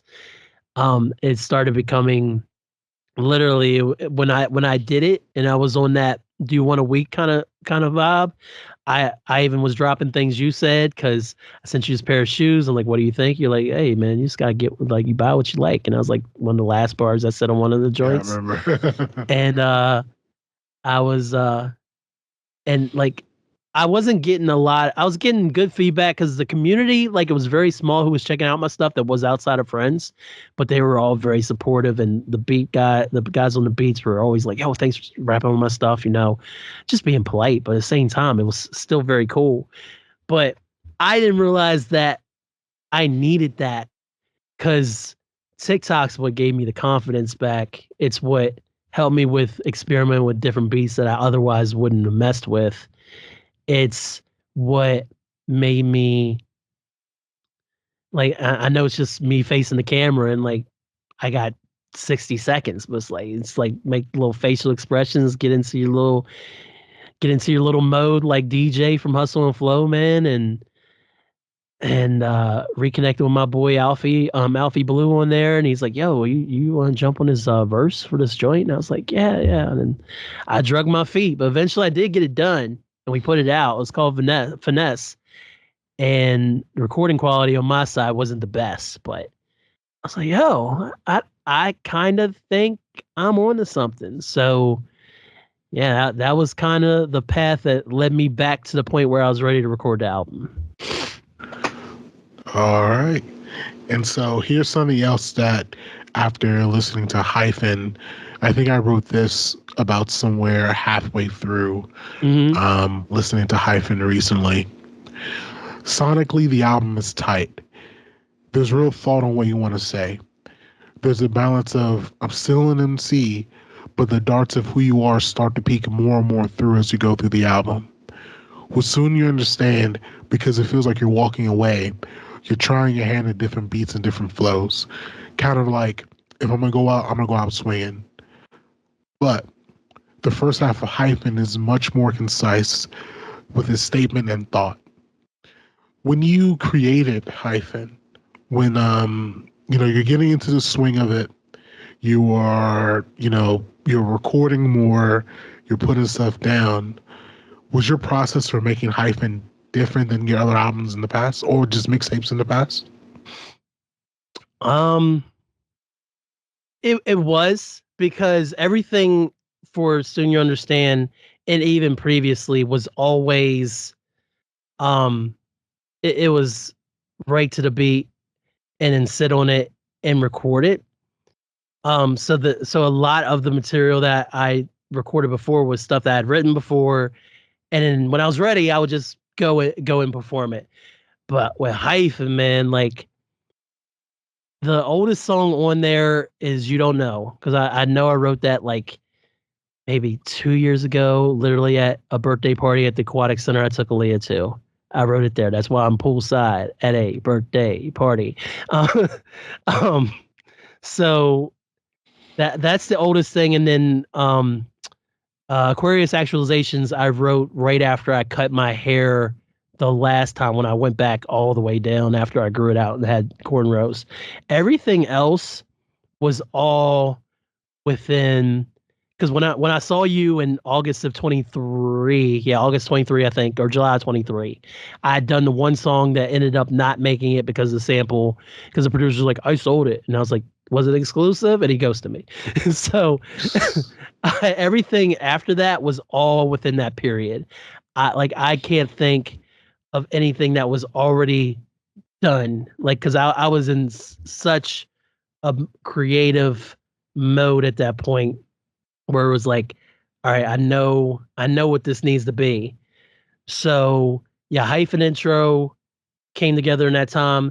Today came to me really fast, because I had that beat forever, and that sample intimidated me so bad. But then I was like, all right, it's a SOS band song, so sending an SOS all across the world. I was like, okay, I'm gonna start from there, and then I just kind of caught it from there. The hook on Today, though, took me at least 50 different takes, because I was trying to sing it. It was supposed to be a, I'll spend a second of my time. You cannot bring me down today. And you hear how that sounded? That's exactly how it sounded on the record. And I was like, that sounds like shit. I can't put that out there. And I tried and tried and tried and tried. And then finally one night I was feeling good. And I was just messing around. And I was like, I won't bear a second of my time. I was like, I'll try it. It worked. There, Death Before Dishonor, the hook of that, I literally wrote that on an Instagram story, just bullshitting, like not even thinking. It was like Death Before Dishonor, like, or think about a different song, but Death Before Dishonor, baby. Some will say that I am crazy, just, and I was like, I'm gonna try it. It worked. Count the Ways I is an older song. I wrote it at the beach in 2022. It was this Angel's verse, but I've written it with a very Drake-ish flow and cadence in my head. And I tried it that way. And Tim actually did hear the original version. No Name Tim, who produced the beat. He heard the original version. He's like, yo, this is cool. But then when he heard the final version, he's like, that's exactly, yeah. I was like, yeah, I agree. Because I had to get away from the Drake flow. And this is before everything happened.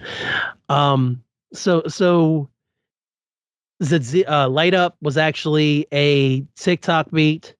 That was a collaboration. I did the second verse on TikTok and some of the first verse, but then I made it into a whole song for the album. So it was all very much in the moment. The moment I heard, "Oh, you mad, huh?" and I bought that beat off Prophet, I was like, first thing popped in my head is like, "Oh, you mad, huh?" And I was like, that's it. Write down that title. And No Surprises was the latest edition, because that was the one that replaced the sample that the producer had sold. And that was literally the name of the beat, was No Surprise. That was a No Name Tim beat. So this album was very, very, like I had, like, this is like, I definitely want to rap on this beat. I had like a folder of, these are the options for the album, and this is what I want to rap on for sure. It's just a matter of what actually caught me for each one. Figuring out which one was going to be Hoodie, though, was going to be the most painful one, because I knew I couldn't do the album without writing about my mom's, because I didn't want to write that song for the longest time. Yeah, for sure. Before we dive into that, what would you say? What or who were your biggest inspirations for the album? Um, Damn, that's a great question.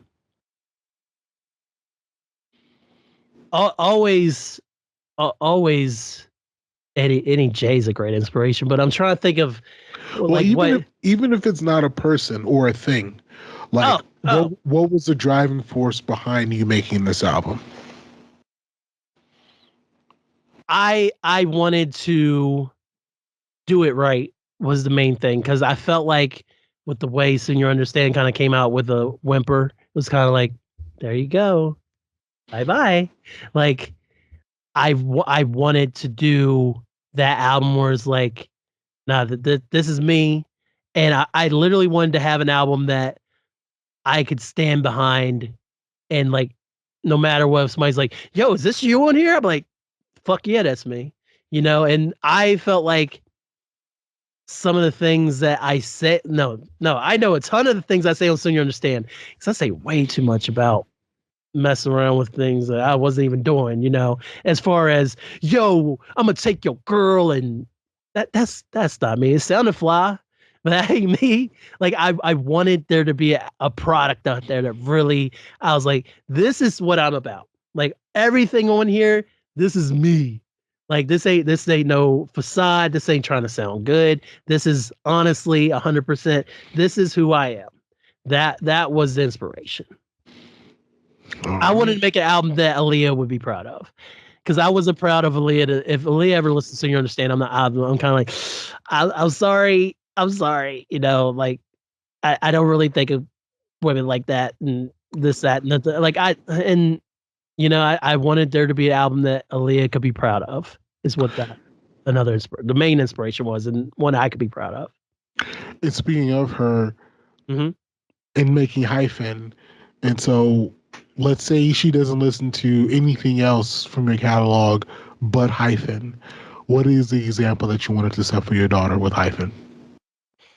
Um, I wanted to show her that no matter who you are, if you truly believe in yourself to do anything, and you set a goal, that that goal is achievable, and not just be like the basics, like good grades, and and being kind, and like all that stuff is A1 important. But as the creative side of her parentage, I really want her to be able to see that if she does choose to ever do anything creatively, that she can achieve it, and that her dad was able to do it. Her dad was working 37 plus hours a week, um, and then still making sure she got to all her practices, and still spending time with his wife, and still taking care of the dogs and doing stuff around the house. I wanted her to see that even with me being dad and doing all the things that dad does, dad still found a way to pour pour energy into this, and it not just be something he did and it'd be cool, like, oh yeah, I did it, like that's really cool, but that he really like did that, like people, like I was so worried about my legacy on the first album, like with Hyphen, I ain't worried about my legacy no more. Like that shit's solid, Marc Rob. Like, I don't give a fuck. I know I got one, and like I'm not even considering it like a classic or anything like that. I know that Hyphen's a project I ever always wanted to make. It really is. I didn't imagine it would be curse free, but it truly embodies everything that I am at the age of 41 at the time. Um, and really showcases that not only can I rap, but I'm also not ashamed of who I am. But then also I had a good ass time doing it. All right. So, um, one of the tracks, especially if you kind of go through from top to bottom, Mhm. you don't know, is a very hyper personal song, and actually, I think you even spit a couple of bars from it a little bit ago. But within the song, you talk about the racial dynamics of growing up in West Virginia. And we talked a little bit about that earlier tonight. Currently, you still live in West Virginia with you and your wife and your daughter. You know, with raising a Black daughter in West Virginia, is there any fear that she could kind of face the same circumstances that you did growing up as a kid? They're heightened because she's in more of a city location, and of course, we live in a world where people just you're either on one side or the other now, and people aren't afraid to say their base instincts anymore. So I do have that fear that she'll be confronted more with her race at some point. However, she does really strive to be kind and generous and thoughtful. And the only people who really see her at her worst is me and her mom, because we constantly get a lot of compliments about, oh, Aaliyah was great. Aaliyah did this in school. Aaliyah helped here. Aaliyah did this. She's been nominated for like multiple different things as far as like leadership and like being recognized as a top student and things like that. So I believe that through her character, I feel like that her being a good person is going to be able to carry her in most situations. But yeah, considering it's 2025 and we live in a trash world, then absolutely. I wouldn't have even considered this, like considered it being a true issue prior to 2016, honestly. Like I never thought we were going to regress as an entire society the way that we have. So I do have the fear. I mean, obviously the cop fear is always there, but I do have a fear that I don't know, somebody might pop off and say that word to her at some point. And she did come home one time from gymnastics, like, and she's like, I told my friends because I'm Black, isn't it? And I was like, yo, I don't think that's what that was. But I mean, at the same time, she like, I mean, her feelings are her feelings. But I do have that fear that she will encounter more of the anger of the racial anger side of it, because I didn't catch a lot of the anger. Like one time, 4th grade, playing football, had best football game ever played on the playground, had like 4 touchdowns. I pissed off this white boy, and he's like, "Oh, you're a fine nigger," and like I was like, that's the first time anybody called me. I'm like, and then my friend Mark's like, "What did you call him?" And I was like, "Oh, Mark's ready to like knock this dude out." I was just kind of in shock. And thankfully, I had very few situations where I ran into that. And it's funny because Mark is actually a teacher back home in Caden Bridge now. But I do have those fears, but I also feel like me and Angel are trying to give her the tools that she needs in order to deal with those things and still be capable enough to recognize what's happening, but then also be smart enough about what they mean and what she can do about them. Have you guys has there been any incidents where you like actually had to like talk to her about kind of race or racism that has like she's experienced before? Well, I mean, George Floyd murder happened in 2020. We did take her to a Black Lives Matter event that happened at the Mountain Lair on the Green in 2020. So, and she was only 6 at the time. So we did talk to her very early, and she made her own little sign saying that my daddy's Black and all this stuff. Like, so we like Angel has definitely not shied away from that, and I've also been a proponent to make her aware of those situations.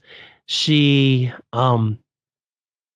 did have a situation where at the gym, ironically enough, an older girl that was on her team decided to look up her parents on Facebook and apparently go through our profile pictures and found that one picture from that rally where we there's a Black Lives Matter banner or something in it. And I guess she told Aaliyah, she's like your parents have Black Lives Matter on their profile. That's embarrassing. So what did I do? Every year that we go to Barrel and Flow, which is that Black Beer Festival I attend, hosted by Dave Bracey and Ed Bailey up in Pittsburgh, they give out Black Lives Matter rubber bracelets. And so I found two of them joints, and every time that I was in that gym, I put that on. We blocked that little girl, and then we told her, I was like, that has nothing to do with you. That is her parents' views, and that is what they have taught her, and what they're teaching her is pretty much borderline hate speech. So she feels like it's embarrassing. Well, like maybe she needs to look in the mirror and maybe look at her parents' heart in the mirror. But you, like, this has nothing to do with you. She just wanted to find something to pick on you about because she felt less than you are, and she decided she wanted to talk down to you, but that literally had nothing to do with you. Like, she just wanted to try to start something, and you were smart because you walked away and you didn't feed into it. So Yeah. we have our situations every now and then. Yeah, for sure. So we talked a little bit about Hoodie, and that being probably the most personal song like you may have like ever recorded. When you listen to the song, it's addressing the different levels of hurt that you've unfortunately had to go through. I think the song is like pretty raw for the emotions, and I think it's pretty vulnerable. But stepping back, and kind of looking at the process of making the song itself, what went into the actual process of making the song? Once I figured out that was the beat I was going to use that 9-5 had produced years ago, and he's just like, yeah, if you want to do anything with any of these, just go right ahead. And I was like, yeah, this is definitely the one, because I didn't know what kind of hook it wanted to be, because it's like, I don't want to be like, I miss you. Like, I didn't want it to be corny, but I also didn't want to ruin it by trying to do too much. I wanted the focus to be on the verses, honestly.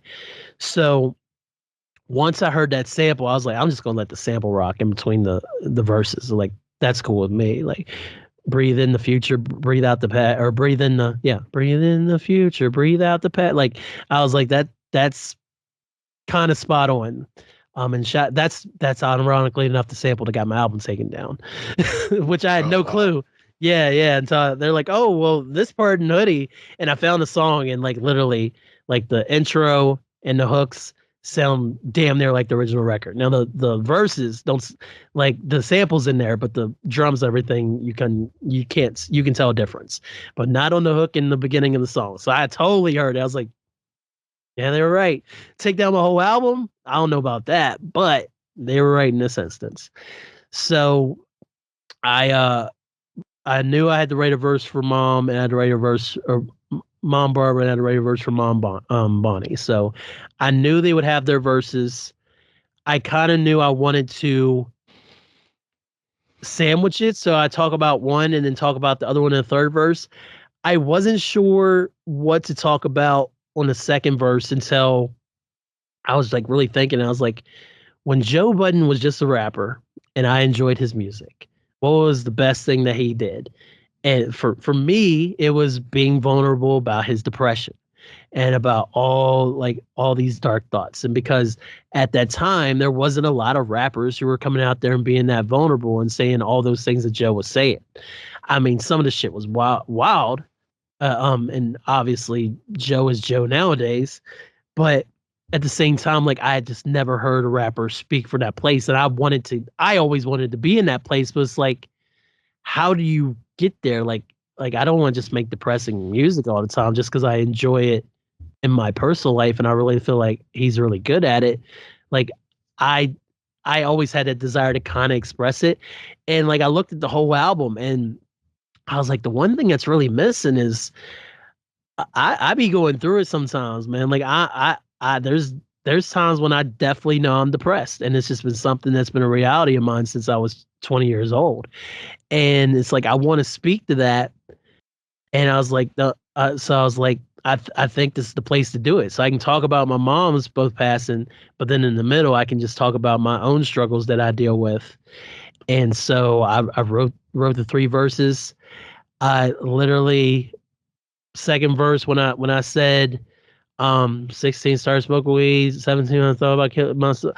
Like I said that, and Aaliyah did come back to me. She's like, "Why did you want to kill yourself?" And I was like, "I'm sorry you heard that." She's like, "I didn't want you to get upset." I'm like, because you don't want your kid to like you want her to hear the good stuff, but like when they hear the bad stuff, it's kind of difficult because you immediately feel like as a parent that you failed to guard her from this thing. And I didn't tell her like, well, I was high all the time. That was part of it. And I had no friends. I was just home alone with my parents, so, which is really the issue. But like I had to tell her, I was 16, man. Like there wasn't like I had nothing really outside of going to school, coming home, doing my chores, eating, going to bed. Like that was my life. And I kind of felt like I was never going to get out of that. So that's literally why I said that. And the obviously that's not all my life was, but at that time it felt pretty dark. But I didn't realize at the time that I suffer from depression because I was a teenager. And at the time, like I talked to mom about stuff, but I never talked to her about any of that stuff. Like, and because it was like, I don't know, like a brief window of time where I really felt like that. Let's say a couple months, like depression. So let's say 2 to 3 months, I felt that. Then I came out of it, like I said in the song, and I was like, oh yeah, I'm good, whatever. But then it hit me again, like my second year at Pod State, and I was like, well, shit, like I didn't want to be around nobody, man. I literally was walk around campus just listening to Get Rich or Die Trying and Philadelphia Freeway and not interacting with people. And the one thing that finally started to bring me back, Marc Rob, is freaking 8 Mile came out on DVD and they played it in the student union, and I went to watch that shit and I was like, that shit's dope. And that is what kind of brought me out of my malaise was that. So I was like, I got to talk about depression on Hoodie. So I wrote the 3 verses, Barbara's verses on the end, and I was like, this is exactly what I wanted to say because that's exactly the last time I saw her. The middle verse is good. I had to redo Bonnie's verse at the top because I realized I was being petty on it because of the way that our relationship kind of ended. Was that or where was that when she passed? I was more concentrated on trying to say I did this for this reason and I don't regret it, and kind of I don't speak to your daughter because she's trash, and but I always love you. And I was kind of like, that's not really honoring her, man. That's the same old Aquarius bullshit that she taught me how to be petty and how to hold grudges, everything. I was like, you need to honestly, just like you did with Barbara, you need to go sit down and say exactly what happened the night she died, which is exactly what happened. Like I showed her the pictures of Aaliyah, and then she was gone like half an hour later. And so I went back and rewrote it. And when I rewrote it, I was like, okay, that's the. I even recorded it the original way. And I was like, no, now I got it because the first verse sounded hella petty. So a year later, listening back to that song, what are some of the things you learned about yourself in processing loss and depression? I realized I really got to give myself grace because I already beat myself up enough about things. And that's something, again, that when Aaliyah's pointing out to me that I'm beating myself up, that I honestly, I just did it not that long ago because of something that happened with the Super Bowl performance. I'll tell you off microphone. But yeah, like I was beating myself up because I was like, oh, I'm a terrible parent. And like in that moment, she asked me, why did you want to kill yourself? I felt like a terrible parent. And even with both moms, I felt like a terrible son because my relationship had deteriorated with Bonnie. And then with Barbara, there were just so many times that I just felt bad for not picking up the phone. Like we saw each other regularly, we talked regularly, but there was times that I didn't pick up the phone. You know, I'd call her back, but at the same time, it's like I had no clue that she wouldn't be here anymore. So I beat myself up for all those times I didn't pick up her phone calls when she was literally just calling and talk to me. And so I have to give myself grace and also have to give myself space to deal with my feelings. And I have to communicate what I'm feeling to people. Cause even a few weeks ago. I literally woke up on President's Day, was feeling kind of rough after the weekend traveling and stuff, and I was like, yo, I feel like trash. Like I feel like I'm getting depressed. And I think I was, but I think I was also just exhausted. And it had been a long ass year already. And so it just had all caught up with me that day. So I didn't actually fully sink into a depression, but that was a rough day. But I did communicate that to the girls. I was like, look, I feel depressed. This is what I feel. And they're like, oh, we don't feel that way. I'm like, it's nothing that you guys are doing. Like, this is literally just what I'm going through. So, that is something that song definitely teaches me, that I just have to communicate and not be so hard on myself in different situations. Now, obviously, we all fuck up, and sometimes we got to be like, yo, like, try not to do that again. But at the same time, you have to be like, you're human, bro. Like these things are going to happen. Nobody is perfect. Yeah, I mean, that's I mean, the kind of thing with depression is you'll be depressed for the rest of your life. Mm. There's kind of no way around that. Now, how you handle, how you process it, like those things kind of grow and expand.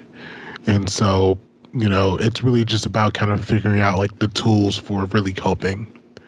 And so, loss is kind of a thing that also something like, you'll live with for the rest of your life. And so, for me, like my brother, my second brother, he passed away my freshman year of college. So like November of 2004, it's over 20 years ago.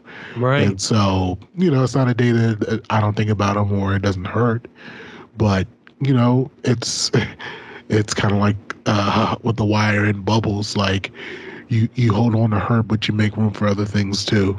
Yep. So, I think the album, it's really about understanding the hurt, but what you're kind of talking about now is, how do you make room for other things also? Yep. So looking back at Hyphen a year later, what are you the most proud of about the album? The fact that I didn't curse a single time, and that shit's still dope. It's so dope. Like my dad was so right, because he's been saying, when you gonna make music without cursing? And I'm like, it's rap, Dad. It'd be all right. Like it's okay. But when after when I got on TikTok and I started rapping, I was like, you know what? I'm just gonna try it on here. Like it ain't gonna hurt nothing. And also it didn't hurt that I know that Method Man also does that. He's been doing that for several years, and like nobody notices, and his verses are still flames. I was like, well, if Method Man can do it, then I can do it. And that honestly is the coolest thing about the album. Like it doesn't matter the setting, and like I'm still talking real shit without being vulgar about it. And I think, like, not on my Will Smith or anything, but at the same time, I feel like it's more of a challenge, and I find it more rewarding when I lay down a really nasty verse and then people's like, yo, that's so crazy. And like, people don't even notice I didn't curse. Like, I'm like, yo, did you notice there wasn't like, oh my God, you didn't curse the whole album? You're absolutely right. Like real dudes like yourself, you obviously noticed it. But yeah, it was the first listen. I think it was around. I think it was probably around track 3 or 4. I was like, it just. I mean, it's not something you really think about, but something just caught me. I was like, I don't think Kellen's cursed yet. And then the rest of the song happened, and he didn't curse. So I was like, I think that's a pretty cool thing to do. Yeah. And so it's actually kind of funny where you talked about the story of like you being at the radio station, having just by sheer luck having edited music, where if you don't curse in your music, you can take it anywhere. It has no bounds. So right. When we talk about like, I don't really talk about like commercial stuff or commercial appeal or pop appeal, but I mean, that has its place. And so if there was something that ever came up as far as like, oh, we want to put this song in this kind of setting, well, there's no limits for it at all. So, yeah, it's ready to go.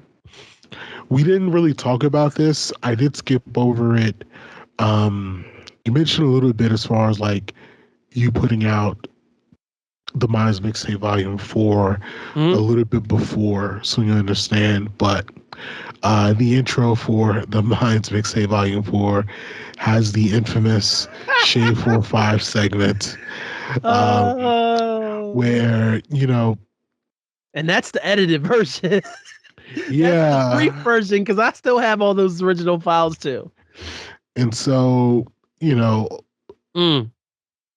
there was a point I was listening to the intro, and there was a point where I was trying to figure out like what song were they actually playing. Did you actually play for them? But ultimately, that doesn't matter because we know that that's a salacious radio station where they're specifically trying to get their audience to use you as fodder. Yeah. So Yeah. you know, it doesn't matter like what you would have played them; they would have still found a way to be I had overly. such a crush on Angela Yee until that day too. No, yeah, she's trash beyond just that mean segment. But what year was that? That happened in 2010, I believe. I think it S- was. So 15 years later, Mm-hmm. you know, you kind of make volume 4, and soon you'll understand a little bit in the weeds of I think this is basically it. 15 years later, if you could look at back at that version of the Hyphen, what would you tell him? Um, I would tell him that. Oh wow. I would tell him that because I kind of like how it worked out, but I understand where you're coming from. I would tell him that he should never actually at least stop writing the songs, even if he's not recording them, because even though it kind of worked out where obviously I had to rebuild myself and then get back to where I put out Hyphen. I feel like I wish I'd never stopped using that muscle because obviously I started exercising new muscles like this podcast in 2016, and thanks to your encouragement and in your blog, I got more into writing and stuff. So I kind of got in my own little blog era after that, where I was constantly writing essays about wrestling and different things. I was constantly doing that, and then like I said, I started reading Marc Rob, and then the Marc Rob, .wordpress.com, and seeing what you were doing. And so I was always writing in that arena. I just wish I had never really stopped writing raps, only because not that it might have accelerated where I am now, because it may not have ever done that. But at the same time, I should have never let that go. Like, I let it go like it was a job, and it was never a job. Like I should have treated it um like something I like to do, like a passion, just like I like to pick up the sticks and play some video games. Or I like to you know, like watch basketball, and I love to I love reading. Like I'm not going to stop reading because I don't know, like I didn't like a book and then like not read for 6 years. Like you just don't do that. Like you move on to the next book. And I really wish that even with me trying to focus on being a dad and being a husband, and then of course dealing with the deaths of my moms a year later, I really wish that I would have given myself that outlet, because even in high school I recognized that I even had a bar that was like music is my therapy, and then I said something silly after that. But I definitely said it in high school. I wish that I had really taken that to heart and continued to write, even if it never ultimately turned into new music. I just wish I never let that muscle go. So that would have been my advice to 10, 15 years ago, is just like, hey, don't stop writing. Like just keep doing it. Um, keep listening to the beats. Write you out a little something. If you think you got something cool, you can mess around with E. But just keep making sure you're doing that. Or even I really would have liked it if I took it to the point where it's like I'm still recording songs even though I'm not releasing them. But I have such a problem with not sharing when something's done. Like I just have this desperation, be like, all right, it's done. I want other people to know it's here. Like if only I could bottle that up sometimes, just like that's for you. And that's my advice. Keep writing, and if you want to record, hold on to it and keep it just for yourself, even if nobody else is ultimately meant to hear it. All right. So what's next for B hyphen? Next up, I have plans on doing another mixtape. I'm going to do it with Fury, that same substitute teacher who now has three beautiful almost grown boys, three boys, four boys. I can't remember. Shout out to Kim, his wife. I was talking to him about it in January. I was like, yo, I'd really like to do a mixtape with you this year. Like, and so he's like, yo, let's do it. So I do have some tracks picked out now that the rap format has changed where I could literally do shorter songs.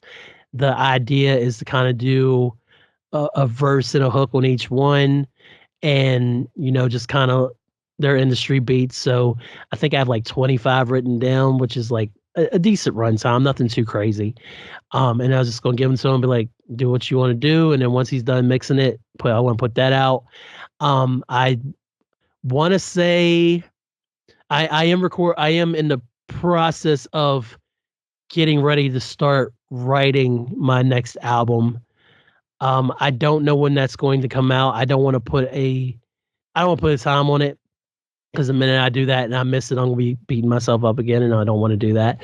So I would like to say there will be a new album sometime this year, if not definitely next year.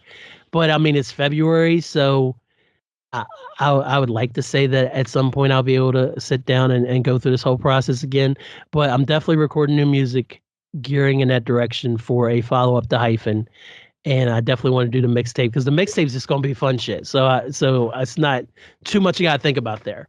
The album, I do have some ideas and I have some beats. I just want to kind of sit down and write and see exactly where it goes. Oh, and me and E's gonna put out an EP. It's gonna be called Nerd Fresh, and it's mostly done. We're going to record a new song. We got like one new joint we're going to put on there, as well as some other new joints that we've done recently. So that's going to be coming out. He said we're going to start gearing up for that in March, and he has his next album ready to come out in June. So he'll be dropping again, but Nerve Fresh is definitely happening, for sure. And that's a joint EP with me and E. Yeah, I saw the song. I think you put in your newsletter today, where it's Marcelung and 6'6". Yeah. Is that for his album? Yeah, that was from his album he put out last June. It's called in the Dub. And when he first played it for me, we were at 1-2-3 last year, and he's like, yo, I want to play you something. He played me that beat, and it had his verse on it, and then the second verse is blank. Of course, I was like, yo, let me get on that verse. He's like, nah, that's going to be where 6 goes. And I said, well, before you put 6 on it, you should consider keeping it, because this shit's so dope. There's no way you like this song's so dope. He's like, he's in a really good space right now. Like, this is the first time he's ever done solo material ever. And so he's been overwhelmed by the response that he's gotten from his album he put out last June. And he's recorded a lot of new dope stuff solo that he's going to be putting out again this year. So excuse me. So that was actually from his project last year, because we're still pushing out content from last year's albums, man. Because one thing, again, that I learned from Curtis King, and definitely this whole process of putting out Hyphen, the way I had to do it, is music is everlasting, man. It does not matter if you got the catalog. I can go back and shoot a video for what it looked like again just as quick as I could drop a music video for Count the Ways 3. So it does not matter, man. Like, it's like that old phrase from NBC, like, if I haven't seen it, it's new to me, or whatever it is. So there's plenty of people who've never heard this music, even though I've known these songs. Some of these songs have existed for X amount of years. If I put out the material and somebody hears it, they're like, yo, that's dope, I want to go get that song. Like, it's as simple as that, man. Rinse and repeat. Yeah, man. Have you ever did a song with 6'6" before? No, I have attempted to get him on limited edition on Assuming You Understand. He was the first person I asked to get on that song. And then the beat and the song kind of got lost in the mix of so many projects they were working on. Then Six lost his whole album that he's working on at the time. So that kind of derailed things. So I did attempt it once, and we worked on a hook together for a song a few years ago. That never came to fruition, but it was something he just kind of threw together. It was called Looking for Lapita. It was kind of dope. But we've never actually done a song together, or I don't even think I've had a verse on a song of. I've never been on his songs or anything like that. So no, we've not actually collaborated at this time. All right. Well, I mean, that's all I got, baby Bubba. I really wanted to do the spectrum of Hyphen, and so that's why when you asked me about the title, that's why it's a reflection of because it's, I think, especially when you take long gaps from creation, you kind of find this new version of yourself pouring into the album. Mm-hmm. And so for Soon You Understand, I know that's like an album where your daughter's not even born yet, right? Right. You recording. And so, you've had this like totally she wasn't even conceived yet, honestly.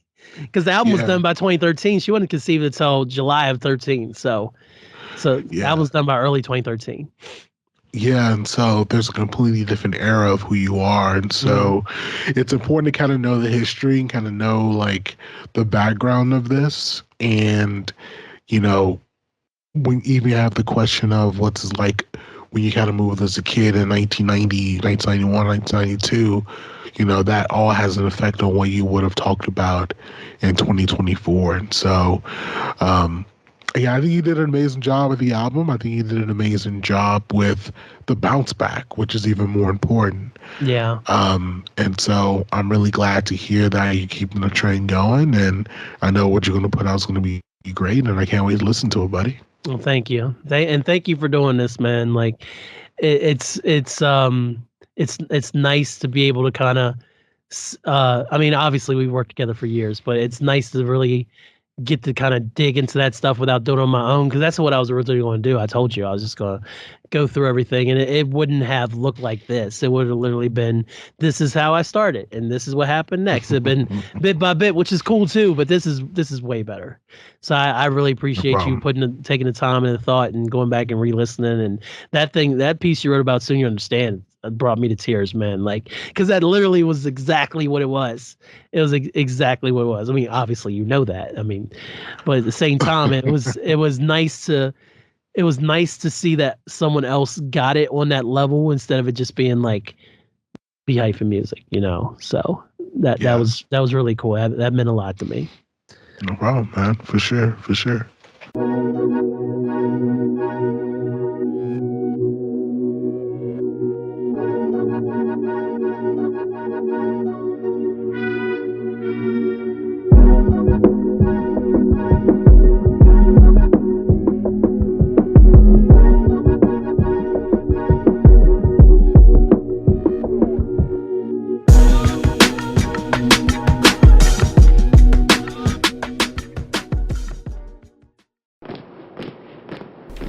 This is a Hyphen podcast production. Are you not entertained?